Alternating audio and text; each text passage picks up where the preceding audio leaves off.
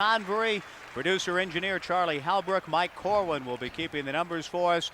Mike did a great job with Charlie in producing a Road to the Fiesta Bowl video, which we stole freely from for our special edition Road to the Fiesta Bowl pregame show, which we hope you enjoyed earlier today here on the Beaver Sports Radio Network.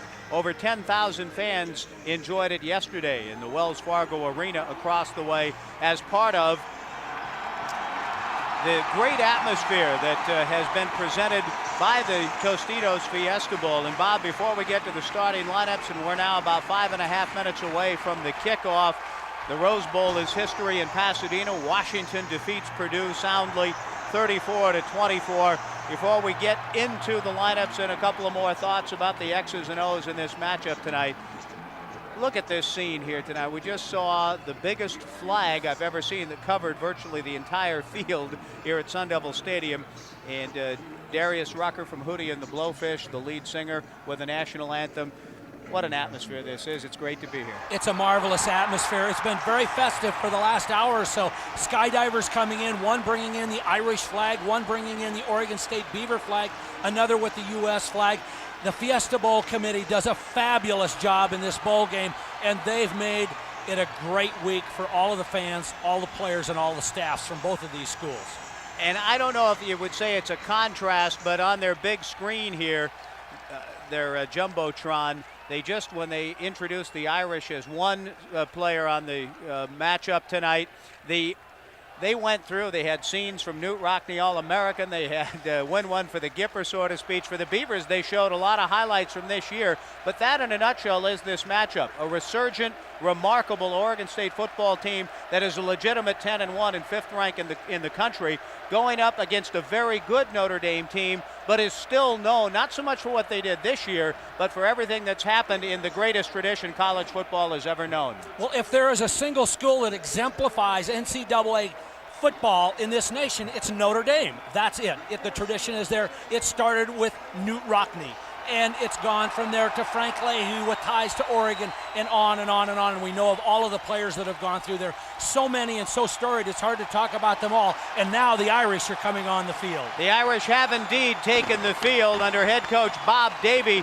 It'll be the first ever meeting between these two schools. However, Newt Rockne did visit Oregon Agricultural College for 5 consecutive summers in the 20s to teach his revolutionary football system, and there were reports that OAC and Notre Dame were going to play each other in 1933.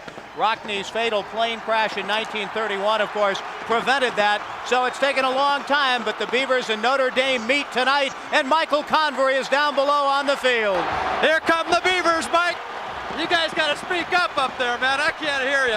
Here comes Oregon State clad in their black uniforms. Oregon State fans are on their feet here at the Fiesta Bowl. I'm telling you what, 75% Oregon State here tonight. So, Michael, now that you've had a chance to eyeball it from the field, I thought maybe your estimates were a little too generous on behalf of Oregon State, in that from our vantage point in the press box, we couldn't see how many blue and gold clad folks may have been in here. You're sticking with that 75-25, huh? I'm sticking with 70 to 75% Oregon State. The entire, of course, the Beavers, as you watch on TV, they'll be the whole sideline. The entire 3 decks behind them are solid orange. Behind Notre Dame, it's kind of a mixed orange and blue. So again, I think the Beavers are going to have a definite advantage in the noise category tonight. Let's take a look at the starting lineups for the Oregon State Beavers and Notre Dame Fighting Irish, a team of players, as we talked about earlier, that started all 11 games together in the offensive line. Chris Gibson over the ball at center, 6'3", 276-pounder and a junior. At right guard, Jared Cornell, 6'3", 317-pound senior, and a couple of Oregonians. Chris out of Roseburg, Jared out of the Dalles. Mitch White, junior college transfer, has had a great year at right tackle, 6'5", 311 pounds and a senior, second team Pac-10. Chris Gibson was the first team Pac-10 center. On the left side of the line, Robert Sykes, 6'5", 338 pounds and a senior. Vincent Sandoval at left tackle, 6'4", 307 pounds and a junior. Marty Maurer at the tight end, honorable mention, all Pac-10. 33 catches on the year, 6'5", 243-pound senior out of Jacksonville. TJ Hushmanzada, second team in the conference at flanker, 6'2", 211 pounds, and a senior. Chad Johnson, the split end, has a chance to continue his career next year on Sundays. Caught 33 balls, 6 touchdowns, a 97-yarder against Stanford. 6'2", 187-pound senior with a chance to shine in the national spotlight tonight. Jonathan Smith, of course, under center Chris Gibson, 5'11", 198-pound junior. Honorable mention, Pac-10, fourth in the conference in total offense. Through 17 touchdown passes, only 7 interceptions, second in the Pac-10 conference in pass efficiency. Robert Prescott at a slot, also honorable mention recognition in conference. Robert, 5'11", 184-pound senior. Prescott out of Seattle. And Ken Simonton will get the start, believe it or not, at tailback in the one-back offense.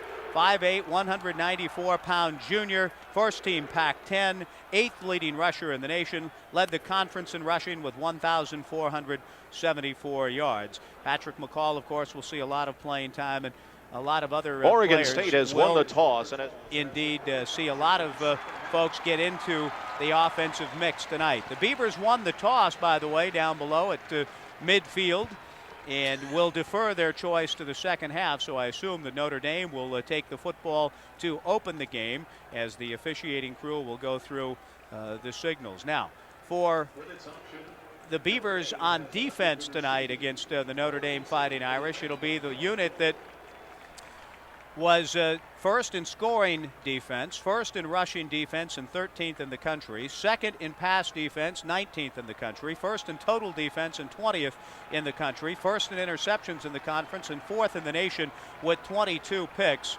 The Beavers having a tremendous season on the defensive side of the ball. DeLawrence Grant at one defensive end, 6'3", 264 pounds. Ladarius Jackson, 6'3", 258, and a senior at the other D end.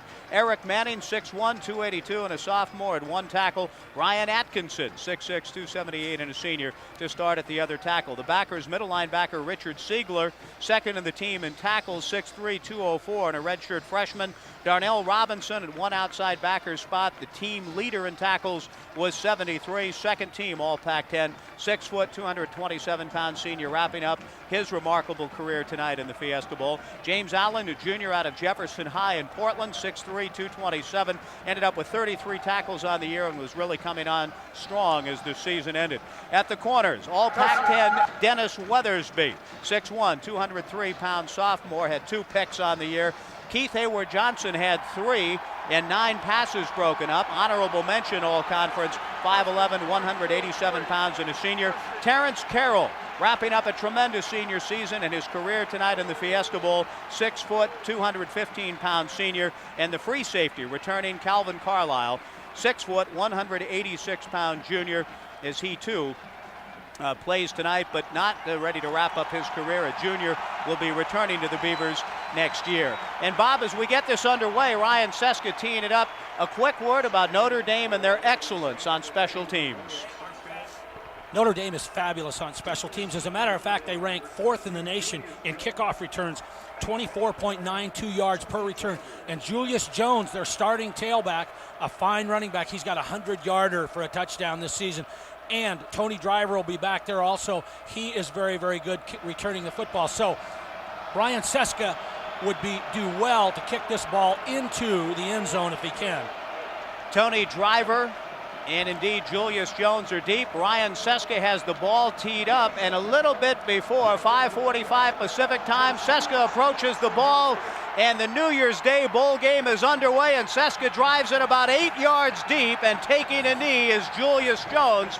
Bobby didn't drive it out of the end zone, but he did just about as well as you could, kicking it 8 yards deep, and keeps the dangerous Julius Jones from a return. That's how you neutralize a great return team. You have a strong kicker, as Oregon State does, in Ryan Seska, and in this warm weather, Ryan really got his foot into that that ball, and as you're right, it was 7 or 8 yards deep in the end zone, and the Irish will start from their own 20. Matt LaVecchio, the true freshman quarterback out of New Jersey, will come under his center, Jeff Fain, and Notre Dame loves to run the football. We'll see what they try to establish here on 1st and 10 from the 20 after the touchback and the 2001 Tostitos Fiesta Bowl. Happy New Year, everybody. We're finally underway, and on 1st down, it's Jones running left, has a crease, and gets out to the 29-yard line.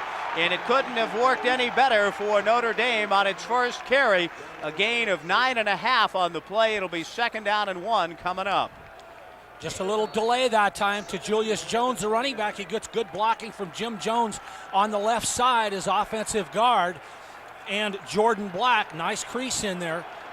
The Beavers and Notre Dame Fighting Irish for the first time in the long history of both schools. An offset eye for LaVecchio. On 2nd down, he gives it off to the second man through, and he's tackled in the backfield. Tony Fisher pulled down by Ryan Atkinson.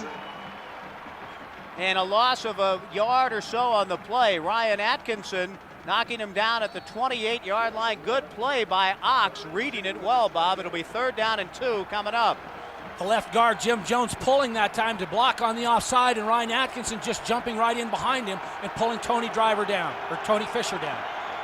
Out of the I formation, LaVecchio comes under center. A huge 3rd down play on the first series. They're on option and pitch it to Fisher. He needs to get to the 30, but he's knocked down at the 29-yard line by James Allen, a yard short of the 1st down. It'll be 4th down and about a half yard to go for the 1st down for the Fighting Irish. As the Beavers have held on the first 3 plays, James Allen stopping the option play short of the 1st down. Great play by James Allen. We talked about him in the pregame from Portland out of the PIL, and he had some injury problems early in the season, but he's really come on here of late, and now Joey Hilbold will do the punting. Hilbold averages 40.9 yards per kick. And on 4th and 1, the kick is away. TJ Hushmanzada takes the ball at the 35-yard line. Penalty flags go down as TJ goes down right where he picked the ball up and immediately wants to respond a little bit to the Notre Dame special teams player Courtney Watson, who got down to pull TJ down. There are flags on the field, and we'll have to see if it may be an illegal block against the Beavers. A 36-yard punt for Hilbold, and now we'll wait for the officials to sort it out. Hilbold averages 40.9 yards on his punts coming in, but he has great hang time. Average return is only 4.7 yards for opposing teams. The penalty is illegal use of hands against Oregon State. So instead of pretty good field position for the Beavers to begin with, Bob, they'll be penalized. And we talked during Beaver game day about how penalties could very well be a factor. Notre Dame does not beat itself. They set an NCAA record this year with the fewest turnovers committed over an 11-game schedule, only 8. And penalties, they don't hurt themselves in that category either. The Beavers a 15-yard penalty and start at their own 26-yard line. Still decent position, not the kind of position they would have had, but Oregon State's going to have to be careful. They cannot afford to have silly mistakes against a disciplined team like Notre Dame. On 1st down, Jonathan Smith from the right hash mark. No score, Notre Dame 3 and out. Now Jonathan comes under center with Ken Simonton in the backfield. Bubble screen caught by Chad Johnson. He's at the 30 and tripped up at about the 33-yard line. A gain of 7 yards on the play before the tackle's made by Clifford Jefferson, the starting corner. It'll be 2nd down and 3 on the quick hitch pass out to Chad Johnson on the far side. Notre Dame playing a little soft, about 7 yards off on those corners, and that time Clifford Jefferson in his second start here. He started against USC, just a little soft that time. Chad Johnson making the reception, picking up the yardage. It'll be 2nd down and a long 2 for the Beavers, just shy of the 34-yard line. A slot to the right, Simonton the running back. Ken the handoff, tries to get outside, hit in the backfield, breaks the tackle and gets across the 35-yard line out to the 36 and has enough of the 1st down as Ken Simonton, as he's done throughout his career, hit in the backfield for an apparent loss, squirts away, gets 3, 1st down Beavers. Tony Driver came up from his free safety position, made the hit, and Driver's big, 6'1", 220 pounds. Ken Simonton took the shot, spun off, gets the 1st down. The Beavers with a 1st and 10 at their own 37-yard line, 12-10 to go in the first quarter. 2001 Tostitos Fiesta Bowl from Tempe. Great to have you with us. Chad Johnson left, TJ Hushmanzada right, Jonathan Smith back to throw, protected well, throws it on the out to TJ Hushmanzada. He makes the catch out at the 48-yard line, and that should be enough for another first down, and it is. A gain of 11 on the out from Smith to Hushmanzada, and the fans here from Beaver Nation saying whoosh, as they did so often this year at Reser Stadium. Cornerback Brock Williams was in coverage that time. TJ with a great move before making the out cut, and Brock slipped on the turf going down. TJ wide open. Good delivery by Jonathan Smith. The Beavers have gone double tight ends throughout the game. They picked up 2 first downs in this first drive. Maurer to the left, Johnson to the right in the double tight set. Ken Simon in the handoff with penalty flags down. Is tackled for a loss. He was hit in the backfield, and then Tario Harrison finished him off. There are flags down as Ken Simonton gets back to the line of scrimmage at best. It'll be second down and a long 10, but it is offsides against the Notre Dame Fighting Irish, a team that doesn't hurt itself with penalties. Yeah, Michael's on the field, and he probably saw it. I believe it was Brock Williams, the corner, coming on the corner blitz, and he was too early. Exactly, Bob. He was lined up on the right of the Oregon State formation. Offside. Just came up a little bit fast. 5 yards remains. And a first down against Notre Dame. Mike, you don't get many, but that's. Michael Convery down below getting a good look at the play as Brock Williams did indeed jump off sides, and the Beavers will have it first down and 7 yards to go for the first down as they get into Notre Dame territory to the 49. Play action fake for Jonathan Smith. Well protected. Throws to TJ Hushmanzada, who makes the catch on the curl route at the Notre Dame 35-yard line, and another Beaver first down. A pickup of 12 and a well-executed curl or drag over the middle, Bob. Jonathan 3 for 3, and he's hit TJ twice. Drag over the middle. TJ just on a little crossing route that time in front of Brock Williams once again. Great protection by the offensive line. Oregon State coming out here early in this first quarter with a 2 tight end formation, really trying to give Jonathan maximum protection, just 2 wide receivers, and they're back with it again in this next set. The ball on the left hash mark of the Fighting Irish, double tight ends, Maurer to the left, Johnson right, a slot right. Prescott the slot man, they run Simon and inside, and Ken bursts ahead to the 30-yard line. A pickup of 5 on the play for Ken between the tackles. It'll be second down and 5. So far, so good, and certainly a long way to go here in Tempe, but the Beavers off to a good start on offense. One of the concerns for Oregon State coming in was the strength of this defensive line of the Irish. Lance Legree in there at the nose tackle has had a fine year. He's big, at about 295 pounds, and that time Chris Gibson did a good job on him, giving Ken Simonton a little seam. Second and 5 at the Irish 30, 7th play of the drive for the Beavers. They fake the draw out of shotgun, and Smith throws underneath to Robert Prescott, who drops the ball in what would have been a first down at the 25-yard line of the Fighting Irish. Now the Beavers are facing a 3rd and 5 after the first incompletion, and Prescott, who last year had a case of the drops far too often, seemed to work that out of his system throughout this 2000 campaign. Unfortunately, reverted to form. The ball was thrown a little bit behind him. The ball was a little behind him. It was very catchable. He just didn't concentrate on the ball. He was wide open, should have made the catch. A little play action that time, faking to Ken Simonton, then coming to the trip side. And now a naked backfield with 4 wideouts. The first time we've seen this look from the left hash, 3rd and 5 at the Irish 30. Smith out of the shotgun, throws it low, and a diving catch is made by TJ Hushmanzada at the Notre Dame 22-yard line. And it's a pickup of 8 yards and another Beaver first down. TJ going down low to make the shoestring grab. And the Beavers on the move, getting a first down thanks to TJ's hands. TJ Hushmanzada with 3 catches already on this first drive, playing extremely well and making 2 good catches right off the grass. The Beavers will go trips to the left with a first down at the Notre Dame 22. 10 minutes to go in this scoreless first quarter. Prescott, Hushmanzada, and Johnson. Simonton, the running back. Smith on first down, gives it to Simonton. Ken gets to the 20, drives his legs ahead to about the 18-yard line. Short pickup for Ken. We'll call it 3 as they'll mark it at the 19. It'll be second down and 7. Both Gibson and Jared Cornell out there blocking well, along with Mitch White, getting good blocks for Ken Simon to pick up the yardage. Going right at Anthony Weaver, the strength in this defensive line for the Irish.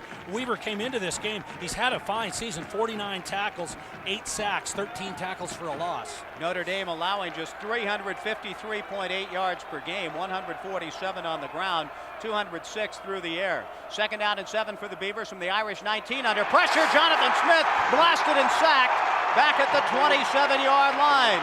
Notre Dame, which did not pressure the quarterback much at all in their 5-7 campaign a year ago, come with a blitz. It's Tony Driver, the free safety, coming, and Jonathan Smith goes down, a loss of 6, and the Beavers now looking at 3rd and 13. They were bringing everyone that time. They had Rocky Boyman, the linebacker, coming. Anthony Denman was coming.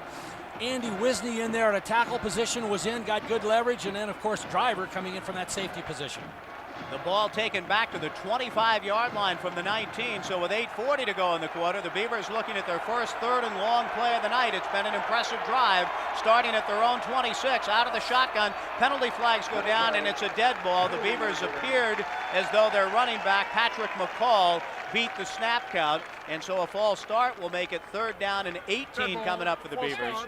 After marching to the Notre Dame 19 so efficiently, a sack and a penalty, and the Beavers now out of field goal range, perhaps. Well, possibly. They need a big completion here to get back into field goal range, and you can bet that Notre Dame will probably be running a 2-deep zone. They're going to put those safeties back there at about 15 or 20 yards and make sure that Oregon State has to throw the ball underneath. After so much crispness and efficiency through the first part of the drive, the Beavers have shot themselves in the foot a little bit now and face 3rd and 18. McCall, the running back, 3 wide receivers with a slot left from the right hash. Smith out of shotgun, had time to run. Now he throws underneath to Patrick McCall. McCall gets down to the 15-yard line. He's short of the first down by about 3 yards. He gained 15, and that'll put Ryan Seska in much better field goal range for about a 32-yarder. Jonathan Smith, we extolled his scrambling ability in that Arizona game as well as the Cal game, and I thought for a moment he had a clear field in front of him to run with that one. He did, but we've talked about that. He's not fleet of foot, and he found a better target in Patrick McCall, who has great speed, who had outdistanced Tario Harrison, the middle linebacker. A 33-yard field goal attempt for Ryan Seska, who was 14 for 17 on the year. Seska's kick is on the way and good. And the Beavers score first in the Tostitos Fiesta Bowl here in Tempe, Arizona.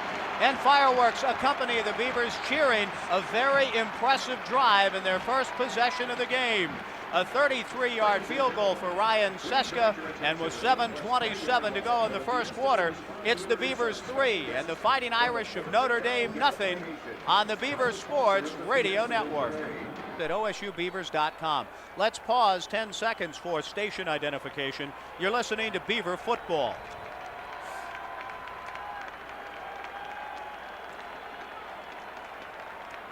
Seska set the kickoff for Oregon State. Ryan Seska, who's now 15 for 18 on the year, getting ready to kick it off. The Tostitos Fiesta Bowl, the site of 4 national title games and Super Bowl 30 back in 1996. The largest on-campus capacity of any facility in the Pac-10 Conference, the home of the Arizona State Sun Devils. 73,471 tonight to watch the Beavers and Notre Dame, and the Beavers off to a good start. But now Julius Jones takes it with 1 foot in the end zone, comes up the middle and has a hole. He gets to the 20, and down he goes at about the 23. Notre Dame does an excellent job in special teams, and it looked as though a big hole had been opened, but James Newsom does a good job to close down on the dangerous Julius Jones. You called it correctly. It looked dangerous there for a moment, but James Newsom with that fine speed, outside wide receiver for Oregon State, closed down, makes a nice tackle. Matt LaVecchio and company went 3 and out in spite of picking up 9 yards on first down in their first possession. And now the true freshman will come under center with Julius Jones, who just made a 23-yard return as his lone running back in a slot left, and LaVecchio out of the shotgun. He sends Getherall in motion, takes the snap out of the gun and throws, and it's incomplete. Dennis Weathersby in coverage, and a penalty flag comes down in what I think is going to be an absolutely horrendous call. Go ahead, Michael. That is a horrible call by the near side official. That ball couldn't have been caught by Jerry Rice. David Givens with a pass interference call. That's an absolute break. And Dennis Erickson is ready to chew on somebody on the far sideline. The ball Pass had, interference against the defense. 15 yards from the previous spot. Automatic first down. the ball had no chance of being caught. That, I hate to harp on him, but it's a bad call by the folks out of the ACC conference. Well, it was the field judge who made the call that time. It was Ben Vasconcells who made the call, and he was clear behind. He was about 25 yards away from the play when he threw the flag. And Dennis Erickson continuing to talk about it on the far sideline. Tough break for the Beavers. Weathersby did indeed bump the intended receiver, David Givens, but certainly an uncatchable ball. 5 wide receivers for the Irish. Quarterback draw for Lavecchio. Crosses the 40 and gets to the 42. Hit initially by James Allen. He gains 3 to the 42-yard line. It'll be 2nd down and 7. And I suppose it was a designed quarterback draw, Bob, but Lavecchio did look a bit skitterish on the run. It was a design draw, empty nest backfield, 5 wide receivers. Lavecchio takes 2 steps back and then planted and came straight up the field. He was very fortunate to get down underneath James Allen before Allen put a hit on him. Notre Dame showing great variation in their offense now. Go with a slot right. Lavecchio out of the shotgun, perhaps changing the call at the line of scrimmage as he awaits the snap from Thane, down 3-0. Play action, and now hands the ball off to, on a good fake, he handed it off to his running back Jones across the 45 to the 46-yard line. Gain of about 4. It'll be 3rd and 3 coming up. I thought Lavecchio was pulling that out of the belly of Jones, but he did hand it off to Julius. 3rd down and 3 coming up. Go ahead, Michael. That was a great play by Dennis Weathersby. That was blocked pretty well by Notre Dame. Weathersby came up. If he doesn't make that tackle, I mean, Jones has gone for a long ways. Notre Dame getting a 1st down via penalty on this series. They were 3 and out the first time, and now they have 3rd down and 3 from the left hash mark at their own 46-yard line, with the Beavers leading 3-0. They run the delay, and Jones is hammered, loses the football in the backfield. James Allen, though, with the tackle. Jones fell on his own football. A loss of 8 on the play, and Notre Dame will have to punt. What a play by the kid from Jefferson. James Allen is having a fine game here so far. It was he who made the tackle on Jones on the play just before that. That time coming on the run blitz, and he nailed Jones just as he took that handoff from Lavecchio. It'll be 4th down and 11 coming up for the Irish. Hillbold goes into punt formation. TJ Hushmanzada standing at the 20 awaiting the snap. The kick is away. Hushmanzada backpedals and takes it at the 15-yard line, running to the left, gets to the 20. TJ at the 25-yard line at the 30. Coughed up the football, but I believe the Beavers' James Newson recovered it. The ball fumbled forward into Newson's hand, and James, who made a good play on special teams to tackle Julius Jones, saves the day here early, at least, by recovering the TJ fumble at the Oregon State 37-yard line. Some players that we've not heard a lot about. James Newson. Now the Beavers, who were efficient in moving the ball between the 20s in their first possession, take it at the 37-yard line. Simonton in the backfield. Ken gets the handoff, running to the right. Ken to the 40. Drives his way ahead to about the 43-yard line. Good run for Simonton, picking up about 5 yards on the play. Simonton with a power run on the right side, following Jared Cornell and Mitch White. Center Chris Gibson to gain 5. 2nd and 5 coming up. Good blocking that time. It took both Anthony Denman, the middle linebacker, and Rocky Boyman, the inside linebacker, to bring Ken Simonton down. Good leg drive by Ken. 2nd and 5 for the Beavers, who lead it 3-0. 4.5 to go in the first quarter. The Beavers' first New Year's Day bowl since January 1 of '65 in Pasadena. They go slot left from the right hash and run a slant, and Chad Johnson unable to make the catch out at midfield. In coverage for Notre Dame was Jason Beckstrom, but Chad Johnson was inside his defender, and it had a chance to be a big play, but Jonathan threw it a little bit low, and Chad couldn't quite gather it in, so it's 3rd and 5. Notre Dame has made a change in the secondary. We'll see a lot of different defensive backs in there tonight, but Clifford Jefferson got the start over on the right side, and Oregon State went after him early, so now they've moved Brock Williams over there. Actually, now Jefferson coming back in, so they're changing these cornerbacks around a lot. 3rd down and 5 for the Beavers. From their own 43-yard line, 4 wide receivers, naked backfield. Simonton, one of the receivers, out of the shotgun. Smith throws, slant, caught by TJ, breaks a tackle, trying to get the 1st down out near midfield, and forward motion will give it to him at the 49-yard line. TJ Hushmanzada gained 6. That's a yard more than he needed. Forward motion just shy of midfield, and the Beavers pick up another first down in the passing game. Hushmanzada showing great strength and good hands to get the first. A little combo route, just a slant coming out of the slot that time, going against Jason Beckstrom, and he makes a nice catch, goes up for it, and then picks up the first down. Good effort. 4 catches for TJ for 37 yards. Beaver football brought to you by Dodge and the friendly Dodge dealers near you. In a perfect world, everything would be different.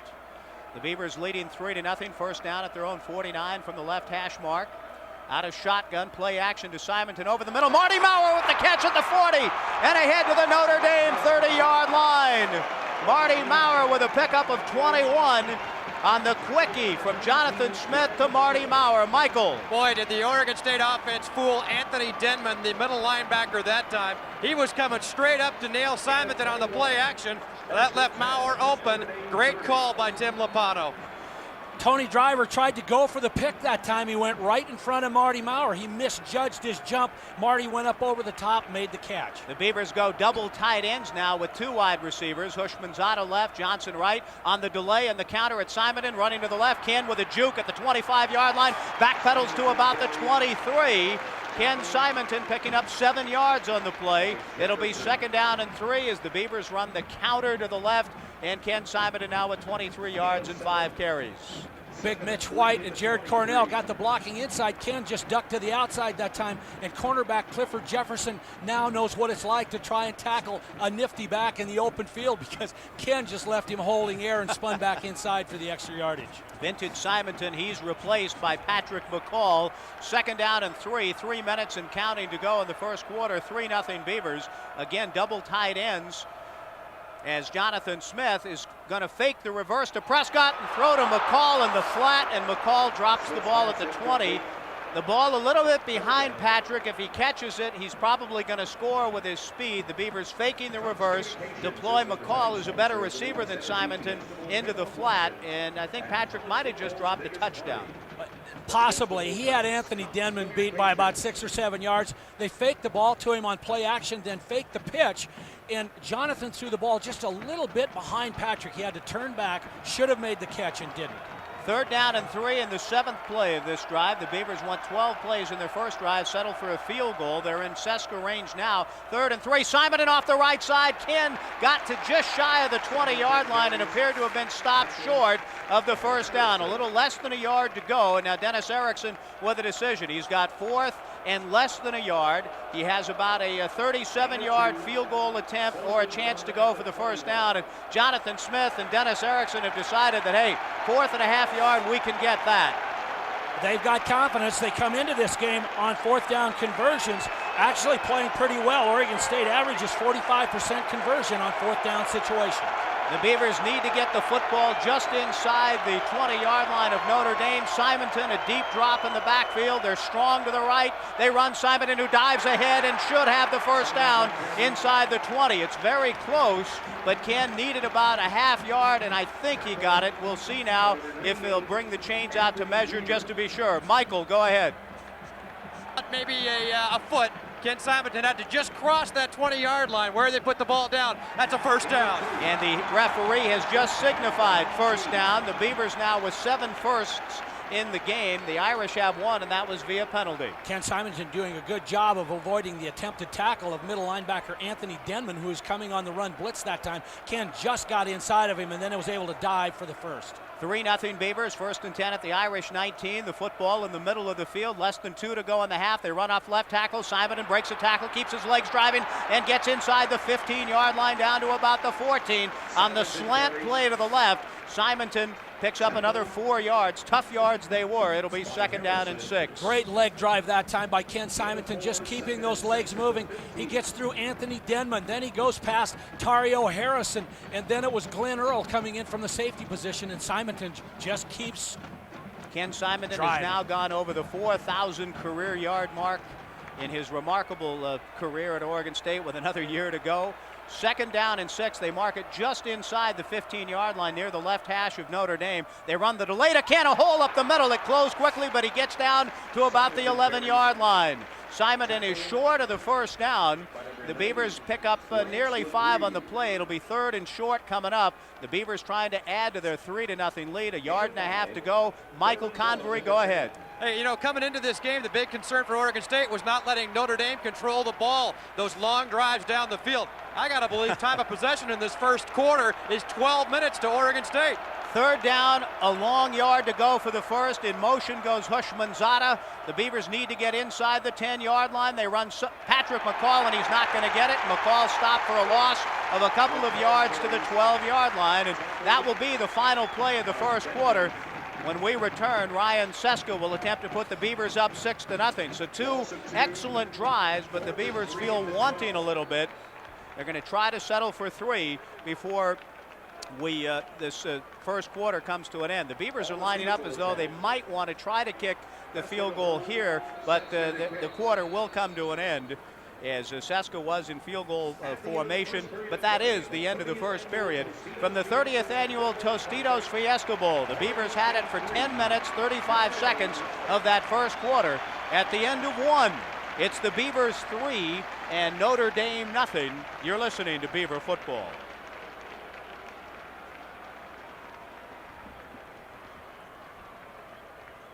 80 consecutive PATs finally broken in the Oregon game, now 80 of 81 for his career. But Seska now trying to go to 16 for 19 with his 29-yard field goal attempt from the left hash out of the hold of Fessler. Notre Dame is well renowned for its special teams play. The Beavers doing a good job thus far tonight. Seska's kick is on the way, and it's good. A 29-yarder. Ryan Seska has made sure that the Beavers have come away with points on both of their drives in the football game. They're not touchdowns. The Beavers hope that they won't rue that a little bit later, but they do have 2 field goals, and they have a 6-0 lead against the Fighting Irish of Notre Dame in the Tostitos. Put the ball into Ryan Seska's his solid, reliable right leg is big. That, you know, when you get to the end of those drives, there's a lot of teams that struggle to execute routine field goals like that. But I guess if you're a top 5 team in the country, you don't struggle in that area of your game. Well, and it's a very big confidence builder to be able to come away from points. When you put a drive together like that, you want to at least get the field goal. And Oregon State has sort of self-destructed when they got down inside the red zone on those first 2 drives. So we'll see if they can improve that as we move along through the game. Dropping back to receive the kickoff for the Irish, David Gibbons and Julius Jones. Seska on his 2 kickoffs as the Beavers won the toss and deferred their choice to the second half. Kicked one 7 yards deep, and then Jones a 23-yard return. This one is high and deep on the left sideline and goes out of bounds. David Gibbons with a good decision to let it go out and will give Notre Dame good field position at its 35-yard line with the Irish down 6-0. There's a little wind blowing down there, and it was blowing sort of across and into Ryan Seska's face, or it appears to be that way looking at the flags around the rim of the stadium. He got that ball very high, and I think the wind helped carry it out of bounds. The temperature at the kickoff snap the ball to the 35-yard line, 1st and 10. Was 63 pleasant degrees, cooling off a little bit, and Bob mentions the breeze, which came into play on that Seska kick. OSU football brought to you by State Farm Insurance and the State Farm agents throughout Oregon. Like a good neighbor, State Farm is there. We're glad you're there. Great to be here in Tempe as the Fighting Irish trying to get things going offensively. They've really had only one good play from the line of scrimmage there first. They send Gibbons in motion, run Jones off right tackle, and Jones has a big play and a first down out across the 45-yard line to the 47. Julius Jones making the tackle before Jake Cookus comes. Jake Cookus makes the tackle on Jones after a pickup of 12. Notre Dame faking the reverse that time to David Gibbons coming out of the slot, giving the ball to Jones off tackle. Good blocking at the point of attack. Terrence Carroll missed the tackle. Jake Cookus comes up to clean up. Jake Cookus in the game. Calvin Carlisle is not. Cookus, of course, 3 interceptions in the Civil War game. And on first down, it's Jones up the gut again. He crosses midfield and gets to the Oregon State 49-yard line. Julius Jones picks up 5 more. And that's back-to-back plays that signify a little bit of perhaps a trouble area for Oregon State if they can pick up that kind of yardage. The Beavers soft on the first 2 plays up the middle. Notre Dame has made some blocking adjustments, obviously, that are effective. Oregon State's not huge in the defensive line, but they're very, very fast. So for Notre Dame, they're going to have to use quick hitting stuff to try and break that line of scrimmage. Gibbons moves at a slot inside of Getherall to the left. Javen Hunter to the right. Out of shotgun, we have a whistle, and of penalty flag out as Lavecchio was going out of shotgun and wanted to give it off to Julius Jones. And it looks as though the penalty will be against Notre Dame for a false start. We'll get the call. False start against the offense. 5-yard penalty remains, second down. Well, Notre Dame, which doesn't hurt itself with penalties, has been hit twice with significant ones on first down. Matt Lavecchio trying to go on a quick count that time, and he got a little, his offensive line on the left side was just a little bit quicker than the count, and they're going to have to back it up 5 yards. So instead of 2nd and 4, which is a nice down to deal with, it's 2nd and 9 and changes the dynamics significantly with the Beavers leading 6-0, 13:45 clock running to go here in the second quarter. Javen Hunter, wide receiver to the right, a slot left. Jones, the running back. Lavecchio out of shotgun, throws the slant, and it's incomplete. In and out of the hands of David Givens. Richard Siegler there in coverage, but Darnell Robinson also with a pretty good pop, and it'll be 3rd down and 9 coming up. It was Darnell Robinson who made the play that time. It was a little slant pattern, and Robinson was all over that. 3rd and 9 coming up, and again, that changes what Notre Dame wants to do on offense significantly, in that they had 2nd and 4. Now they're looking at 3rd and 9. We'll see if Beaver Nation indeed starts to rise and make noise, as they were exhorted to yesterday on 3rd down plays over at the Great Pep Rally. Split backs, 3rd and 9. Lavecchio out of shotgun, chased by Ladarius Jackson, flushed out of the pocket, throwing on the run over the middle, incomplete. The pass was intended for Javen Hunter, and with Ladarius Jackson bearing down on the freshman Lavecchio, Matt had to unload it. Javen Hunter was well covered. It'll be 4th down and 9, and Notre Dame's got to punt it again. Good pressure by Ladarius that time, staying outside, maintaining his leverage. Lavecchio trying to get to the outside, but had to square up his shoulders and try to go to Javen Hunter downfield. The coverage was there. Oregon State playing well on the defensive side of the ball. 3 possessions, 3 punts for Notre Dame. Terrence Carroll got his hand on the play. In fact, he had a better chance to haul that one in than did the intended receiver. And on 4th and 9, Joey Hilbold with his 3rd punt of the evening sends Hushmanzada back for a fair catch to the 11-yard line. TJ tucks it in there, and the Beavers will have their worst field position of the night, but they've been moving the ball very well. They just haven't been able to quite finish off their drives with touchdowns. They've settled for 2 Ryan Seska field goals. We have a timeout on the field, and we'll take one too. It's the Beavers 6 and Notre Dame nothing from the Tostitos Fiesta Bowl in Tempe, Arizona. Rick McCall will be the Beavers running back in a double tight end set with Benny Johnson to the right, Marty Maurer to the left, and just 2 wide receivers. Hushmanzada, who's had a big night, flanked to the wide side of the field, the right side, and Chad Johnson, who has 1 catch. He's split to the left, the short side of the field. And on first down, Jonathan coming under his center. Chris Gibson as Notre Dame shifting around on the line of scrimmage.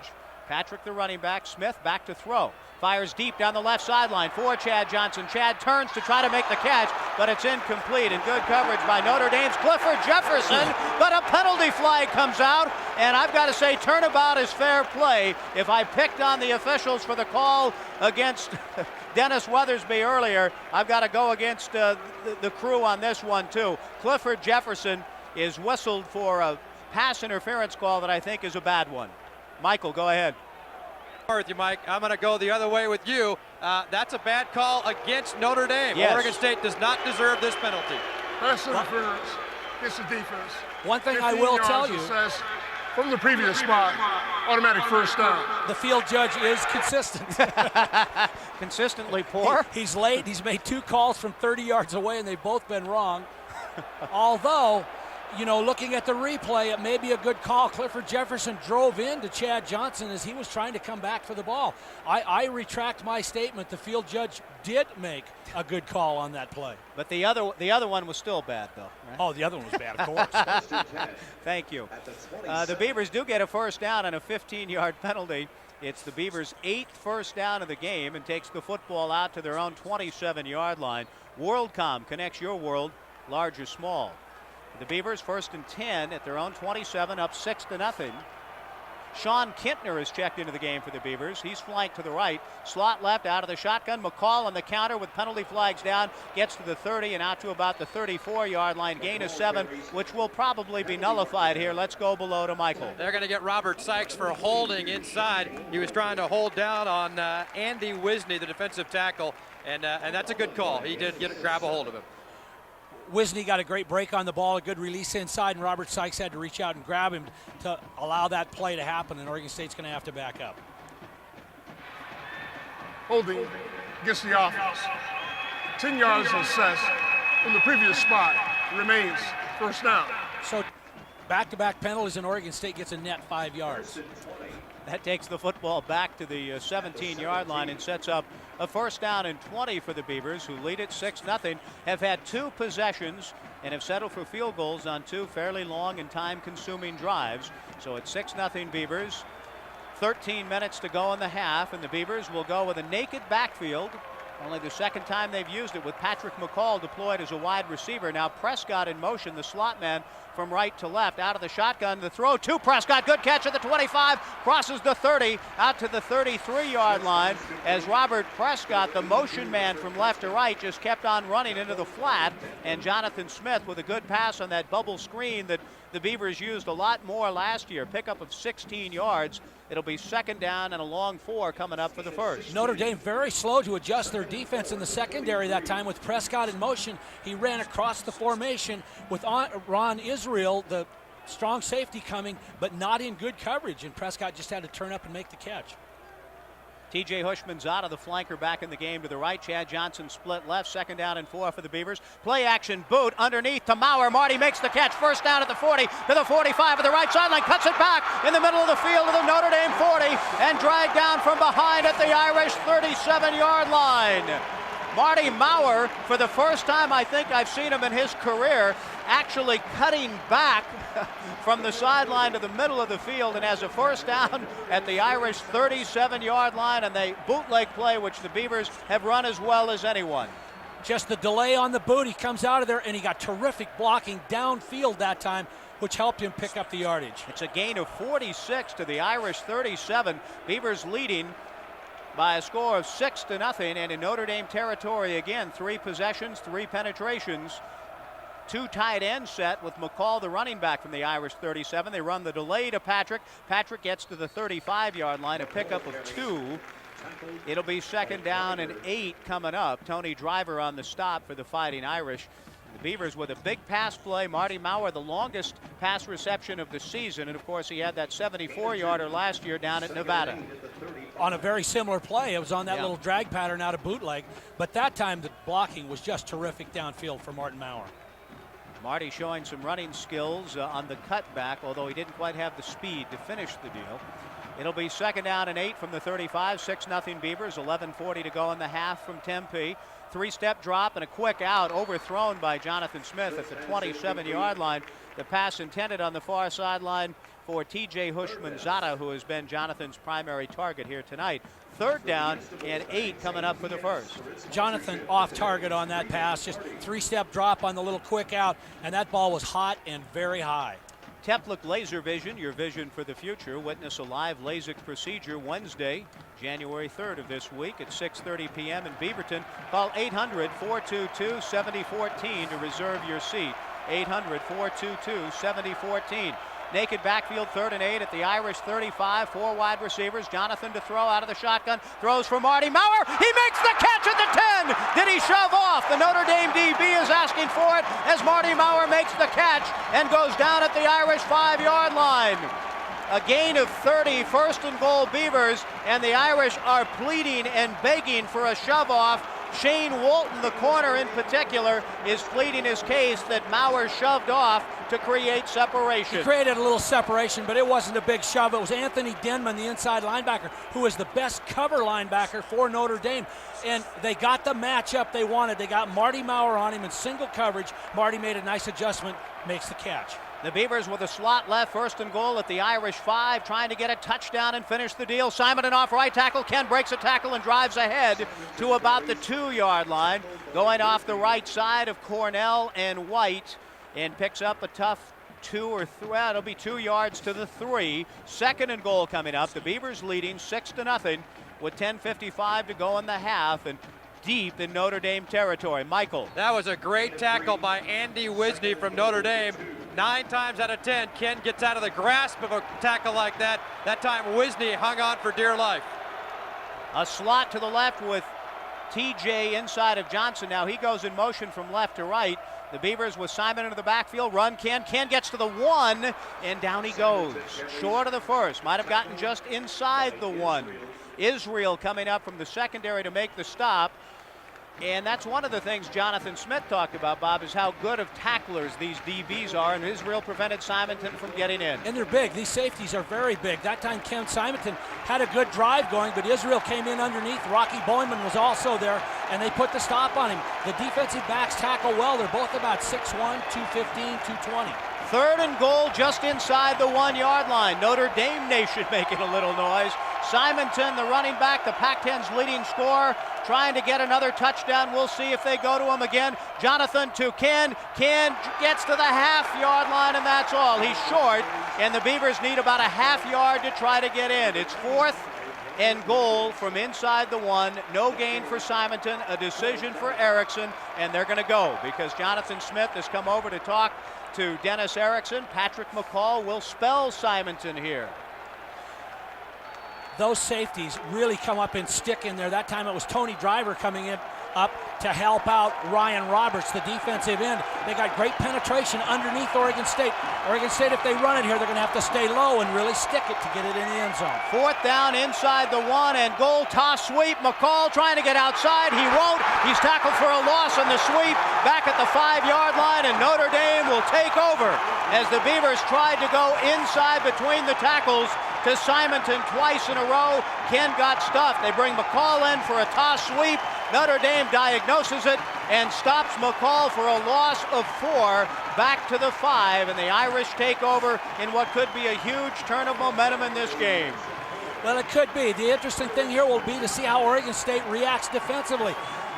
The Beavers have played so well on offense, but once they get down inside the 20, they've stuttered a little bit. That time, a great stand by Notre Dame. You have to give them credit. They came in low, they came in hard, they tackled well, and they stuffed Oregon State inside the 10-yard line. Boy, 11 games in a row to place themselves into a position to be selected for a BCS Bowl, and under the calm, cool leadership of freshman quarterback Matt LaVecchio, they got it done, and they got better week in and week out. Bob Davie, their head coach in his 4th year, succeeding Lou Holtz, said that we'll play our best game of the year. We're playing our best football. 5 weeks of practice time will allow us to do that. So far, the Beavers have outplayed Notre Dame, but have missed scoring opportunities. And now the Irish, with a great stand by its defense, go to work. 1st and 10 at the 5. Gibbons goes in motion. The handoff goes to the running back for a gain of about 3 yards. Call it 4. Terrence Howard in there at the tailback position. Howard gets out to about the 8-yard line. Tavita Moala in the game for the Beavers, and a pickup of 4 yards on the play. The first time we've seen Howard. It'll be 2nd down and 6 coming up. Oregon State with a couple of changes up front defensively. Dwan Edwards in there at one of the tackle positions alongside of Eric Manning, and Tavita Moala at the middle linebacker, as you suggested. Terrence Howard, who averaged over 5 yards per carry, still in the backfield on 2nd and 6. The Beavers are coming on a run blitz, and it's Howard running right, jumps a man and has a 1st down out across the 15-yard line to the 17. And that's huge for Notre Dame as the Irish defense rises to the occasion, stuffing the Beavers on 3 running plays inside the 5. And now they get out of the shadow of their own goalpost on back-to-back patented Notre Dame plays, with Terrence Howard giving them some fresh legs in the backfield. Well, they run by committee. They've got Julius Jones, Tony Fisher, and Terrence Howard. Howard had the best average per carry of those 3 backs, 5.7 yards on the season. 1st and 10, Notre Dame at its own 17. The Beavers leading 6-0, 8:10 to go in the half. Howard still in the backfield. He's the lone setback. And on 1st down, he gets the handoff and is met by Eric Manning for a loss at the 15-yard line. Eric Manning pulling down Howard, who had picked up positive yardage in his first 2 carries. This time tackled at the 15-yard line for a loss of 2. It'll be 2nd and 12 coming up. Eric Manning and Dwan Edwards at about 275 and 280. A little more beef in there in the middle, but great quickness, and they had the ability that time, Manning, to get around the attempted block of that time it was of Jim Jones and make that tackle. Jeff Fain comes out over the ball at center. Notre Dame moving left to right as we view it high atop Sun Devil Stadium. Out of the I formation, Lavecchio play action fake. Throws underneath on the drag pattern to his tight end. It's caught for a first down and a lot more by Dan O'Leary, who gets it all the way out across the 40 to the 41-yard line of Notre Dame. The pickup of 26 on the play as Dan O'Leary making his 11th catch of the season. He has just one touchdown. It's the first completion for Lavecchio, but O'Leary, while only catching 10 balls during the regular season, many of those were in clutch situations such as we just saw here. Yes, they were. That was broken coverage that time, slow blocking out by O'Leary and then just dragging all the way across the field. Lavecchio just standing back there until he popped open and drilled him. Double tight ends for Notre Dame. A slot left, the handoff to Jones. DeLawrence Grant hits Jones as Julius drives ahead to about the 44-yard line. A pickup of 3. It'll be 2nd and 7. 7 minutes to go in the first half. And the Beavers leading by a score of 6-0. But Notre Dame with its best thrust offensively thus far tonight, beginning this drive at their own 5. Notre Dame with only 25 yards total offense in this game until this drive, and now starting to show some spark. 2nd and 7, the ball just shy of the Irish 45-yard line. They'll go out of the I with Lopinski and Jones and a slot left formation. Lavecchio, the true freshman, appears to have pulled DeLawrence Grant offsides. A toss sweep to Jones. The Beavers converge and tackle Julius for a loss back at the 40. However, DeLawrence Grant appeared as though he jumped offsides, and that's going to get Notre Dame in a 2nd and 2 situation. Here comes the call, and it is indeed offsides as Lavecchio, with a staggered snap count or a hard count, drew DeLawrence off. Doing a good job. Actually, he had Oregon State's entire defensive line moving. Manning was moving in the middle as well. So a 5-yard penalty makes it 2nd down and 2. Offsides. Nick Barnett is checking in for the Oregon previous State. spot remains 2nd down. For the Oregon State defensive alignment. James Allen coming out, removing his helmet as he comes to the sideline. Allen was playing well early, but he's walking off, and Barney Graff is walking with him. So we'll see if Michael can find out if anything's ailing James Allen. Nick Barnett has come in to replace him. Barnett did a nice job earlier in the year, hasn't played as much of late. 2nd down and 2 out of the I, and on the draw, it's Jones, hit in the backfield and tackled at the 45-yard line. DeLawrence Grant with the loss of 4 yards on the play, and a huge play. Notre Dame thought they'd have 2 shots to pick up the first down running the ball. Now they're forced into a tougher situation at 3rd down and a long 6 coming up. Late developing play out of that power I formation. Notre Dame trying to do some influence blocking up front at the point of attack, and DeLawrence Grant that time with plenty of time to come in and make the stop. Good play by the defensive end. David Gibbons flank to the left side. Javen Hunter split right, the short side of the field. 3rd down and 6. Beaver Nation throwing down the noise. Back to throw goes Lavecchio under pressure and is held. DeLawrence Grant has been held. Lavecchio throws the ball into the Beaver bench and it's incomplete. It'll be 4th down and 6. The Beavers will probably decline it and make the Irish kick it here. Ladarius Jackson was being blatantly held by Jordan Black. No question about that. He had a hold of him with both hands that time, trying to hold him. Both of these defensive ends for Oregon State extremely quick. Ladarius Jackson and DeLawrence Grant. Holding against the offense. A 10-yard penalty has been declined. 4th down. So instead of 3rd and 16, the Beavers will force the Irish to punt it here on 4th down and 6. And while Notre Dame did a good job to get out of the horrible field position at the 5, the Beaver defense with huge plays by the defensive ends back-to-back. DeLawrence Grant and then Ladarius Jackson forced Notre Dame to kick it again. Yes, they did. And we talked about the importance of the defense stepping up in that situation, and they did precisely that. James Newsom comes hard, almost got a piece of the ball as T.J. Hushmanzada takes the punt at the 13-yard line, comes up the middle of the 20. He's at the 30, penalty flag down as he sidesteps a man, breaks a tackle, and is dragged down at the 42-yard line. There is a penalty flag down back at the 20-yard line. I believe that's just a marker. I don't believe that's a penalty flag. Oh, I did. Okay, yeah, I'm sorry. Yeah, I apologize, Mike. I did not see that. Yeah, there's a penalty against Oregon State, and it'll be the 2nd time tonight that good field position will be nullified by an illegal block in the back. And we'll see what the referee has. It is indeed an illegal block. And the Beavers had the ball out near the 43-yard line in their own territory, up 6-0 with 5:26 to go in the half. But that field position will be nullified with that yellow handkerchief sitting there at the 20-yard line. And this During the return, illegal block in the back and above the waist. It's the return team. 10 yards from the spot of the foul. 1st and 10. This beautiful Bermuda hybrid grass. Boy, the field looks gorgeous. Sun Devil Stadium, 73,471 fans in the 30th annual Tostitos Fiesta Bowl. The site of the most watched game on television in college football history. Not down here. Okay, because he did undergo some acupuncture treatments that he said helped relieve some of the pain earlier this season, Bob. Yes, he did. As a matter of fact, that's one of the things that they attribute to the fact that he did come back and was able to play as effectively as he has been able to. The Beavers begin from their own 10-yard line, up 6-0. Simonton is the running back. And the Beavers go double tight ends with Maurer and Johnson, just 2 wide receivers. Smith, though, back to throw. Taking a shot for Hushmanzada on the right sideline, and it's incomplete on the fly pattern down the right sideline in single coverage with Brock Williams. And ball goes incomplete. Jonathan, after a hot start, has cooled off a bit. It's 2nd and 10 coming up.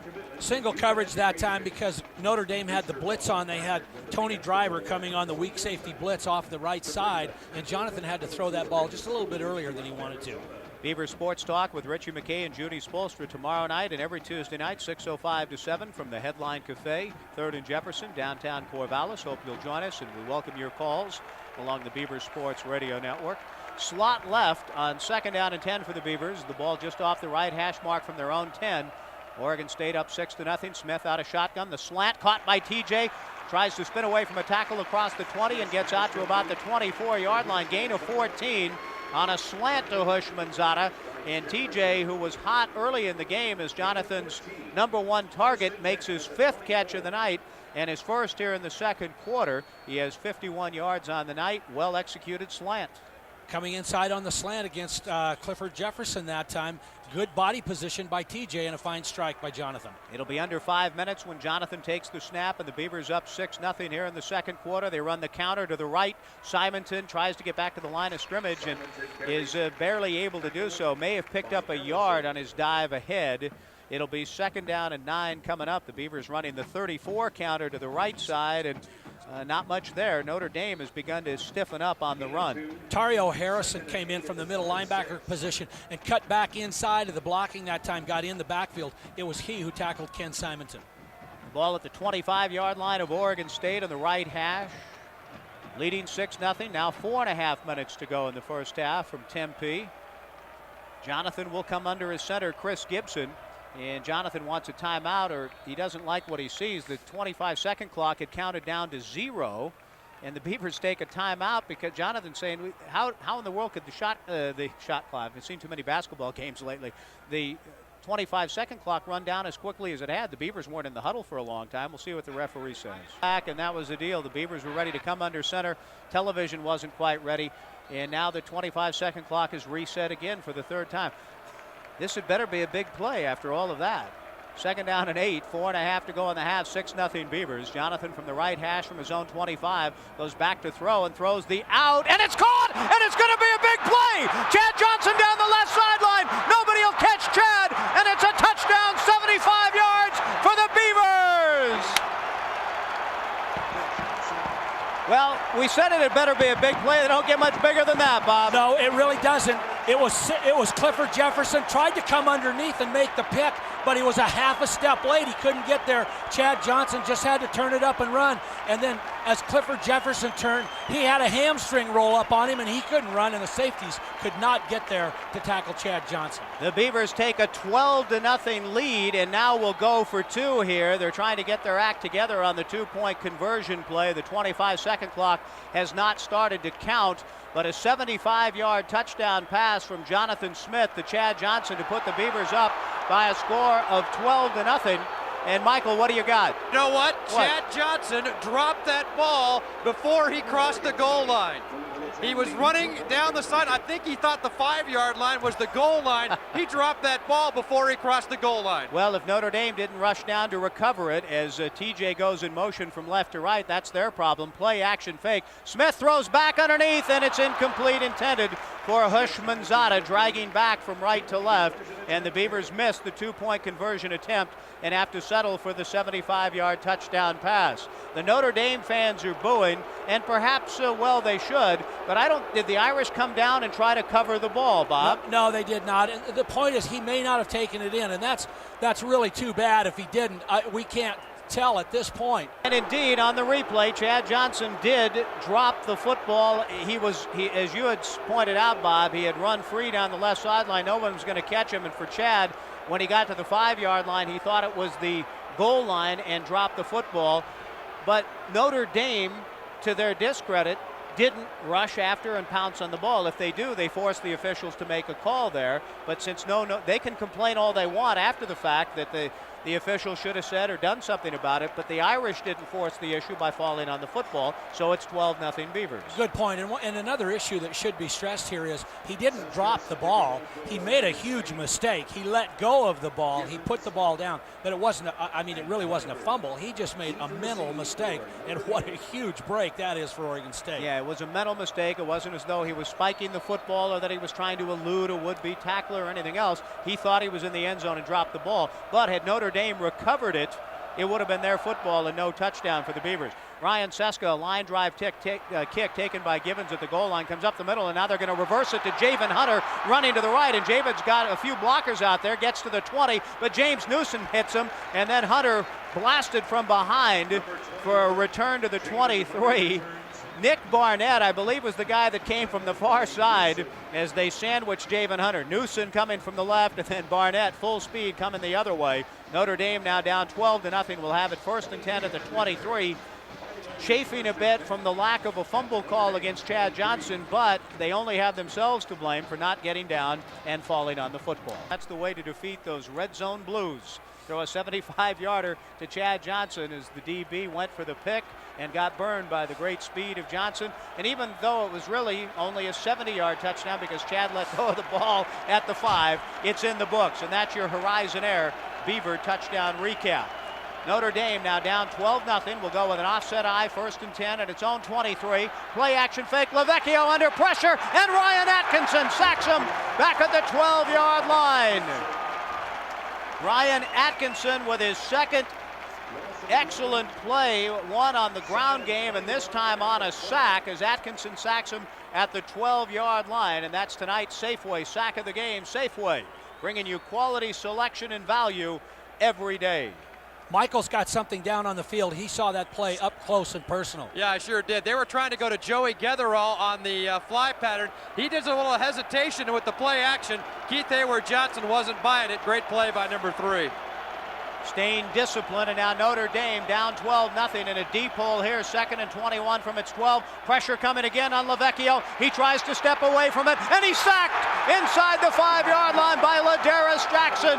They'll mark the ball at the 4, and Ladarius Jackson now has 10.5 sacks on the year. He led the Beavers on the season in that category. Ladarius Jackson tied for 3rd in the conference in sacks. Ladarius Jackson beat Black to the inside that time, the left offensive tackle. His speed was just too much for Black, and that was a coverage sack. Oregon State with great coverage in the secondary. That was an empty backfield, 5 receivers, good coverage downfield. The ball marked at the 4-yard line, 3rd and 29, 2:37 to go in the half, and the Beavers up 12-0. LaVecchio and the Irish will go out of the shotgun. LaVecchio in the din of Sun Devil Stadium with Beaver Nation throwing down the noise. Out of the shotgun, back to throw. Throws in the end zone, caught by the running back Fisher, but it might have been a dead ball play. We have penalty flags down. It is a dead ball penalty of some sort. They throw a screen to Fisher, who catches the ball a couple of yards deep in the end zone. Fisher got out of the end zone, but Notre Dame with a very dead risky ball, play. False start offense. Penalties had the distance to the goal. Remains 3rd down. That'll take it to the 2, setting up 3rd and 31. Michael. Here, 10 yards from the play. The game clock I should didn't hear read that whistle. 2 minutes, 28 seconds. I did not hear that whistle. That's how loud it is down here.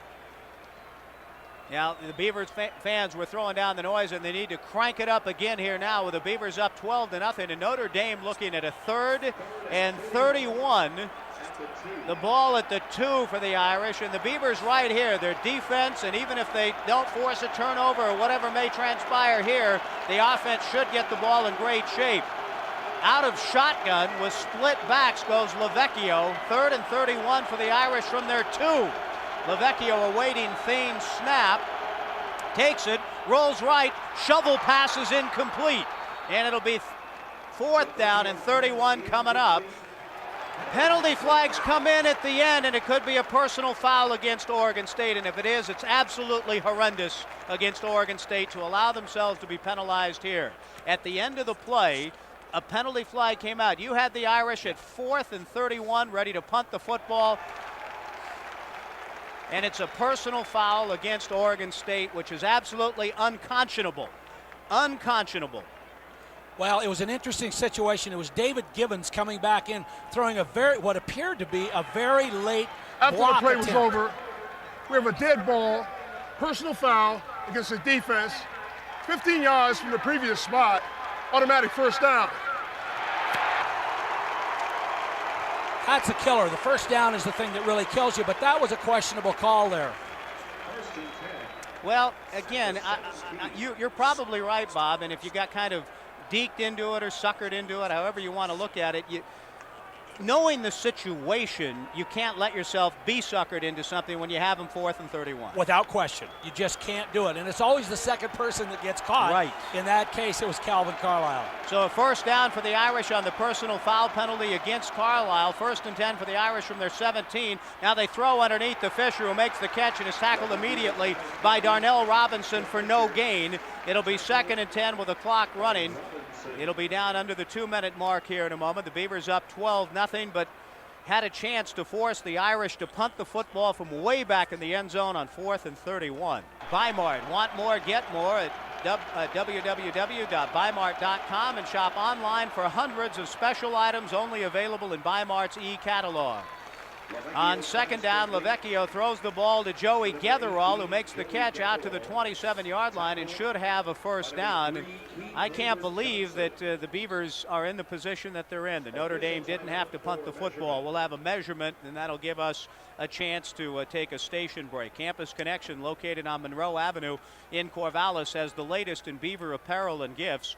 For more information or place an order, call 800-821-6106 or access the official online fan store of Oregon State Athletics at www.osubeavers.com. Let's pause 10 seconds for station identification. You're listening to Beaver Football.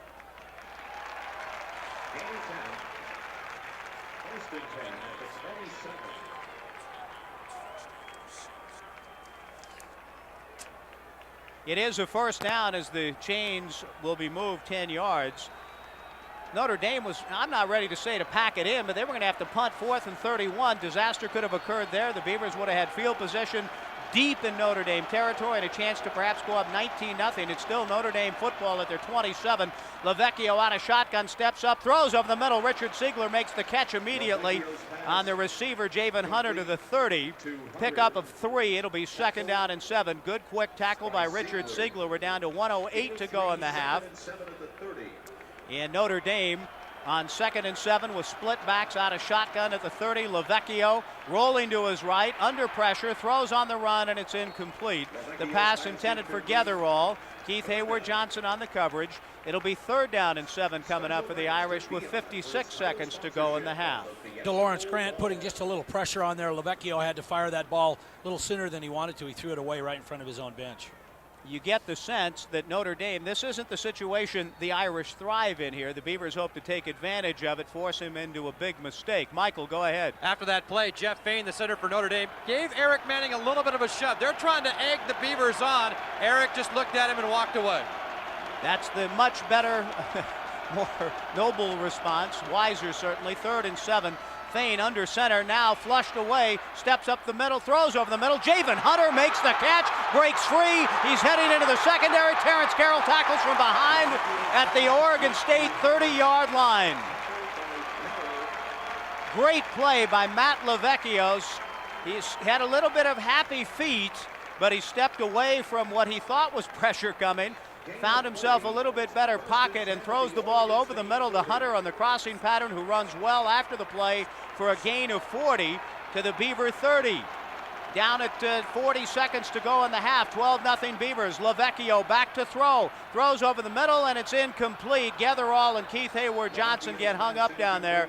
It'll be 2nd down and 10. Michael. On the play previous, Terrence Carroll, when he made that tackle, came off holding his shoulder. He's in a lot of pain. Calvin Carlisle now in at safety for Oregon State. I'll try to get an update on Carroll in just a minute. Carlisle and Cookus now the safety tandem for the Beavers. James Allen, who was dinged earlier went out of the game, is back in. It's 2nd down and 10, 33 seconds to go in the half.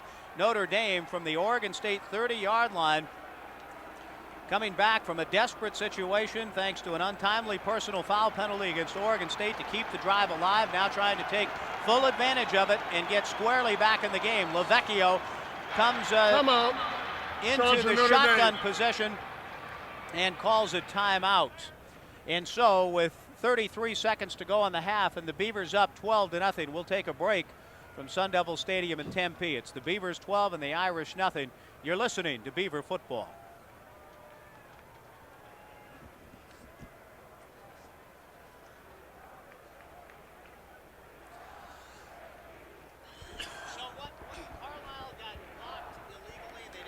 Gibbons came back and he was trying to block, and I couldn't tell if the whistle had blown or not, and I think Calvin turned around and whacked him and pushed him down.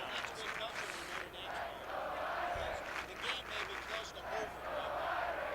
Well, it wouldn't have been over, but it would have been. But it changes things.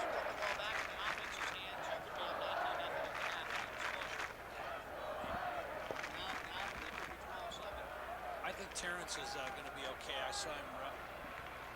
Okay, thank you.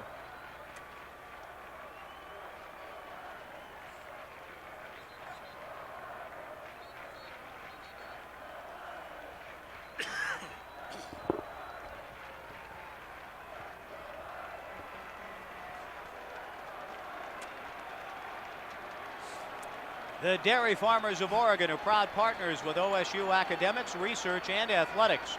After the timeout, Notre Dame looking at a 2nd and 10 from the Beaver 30-yard line and go out of the I formation.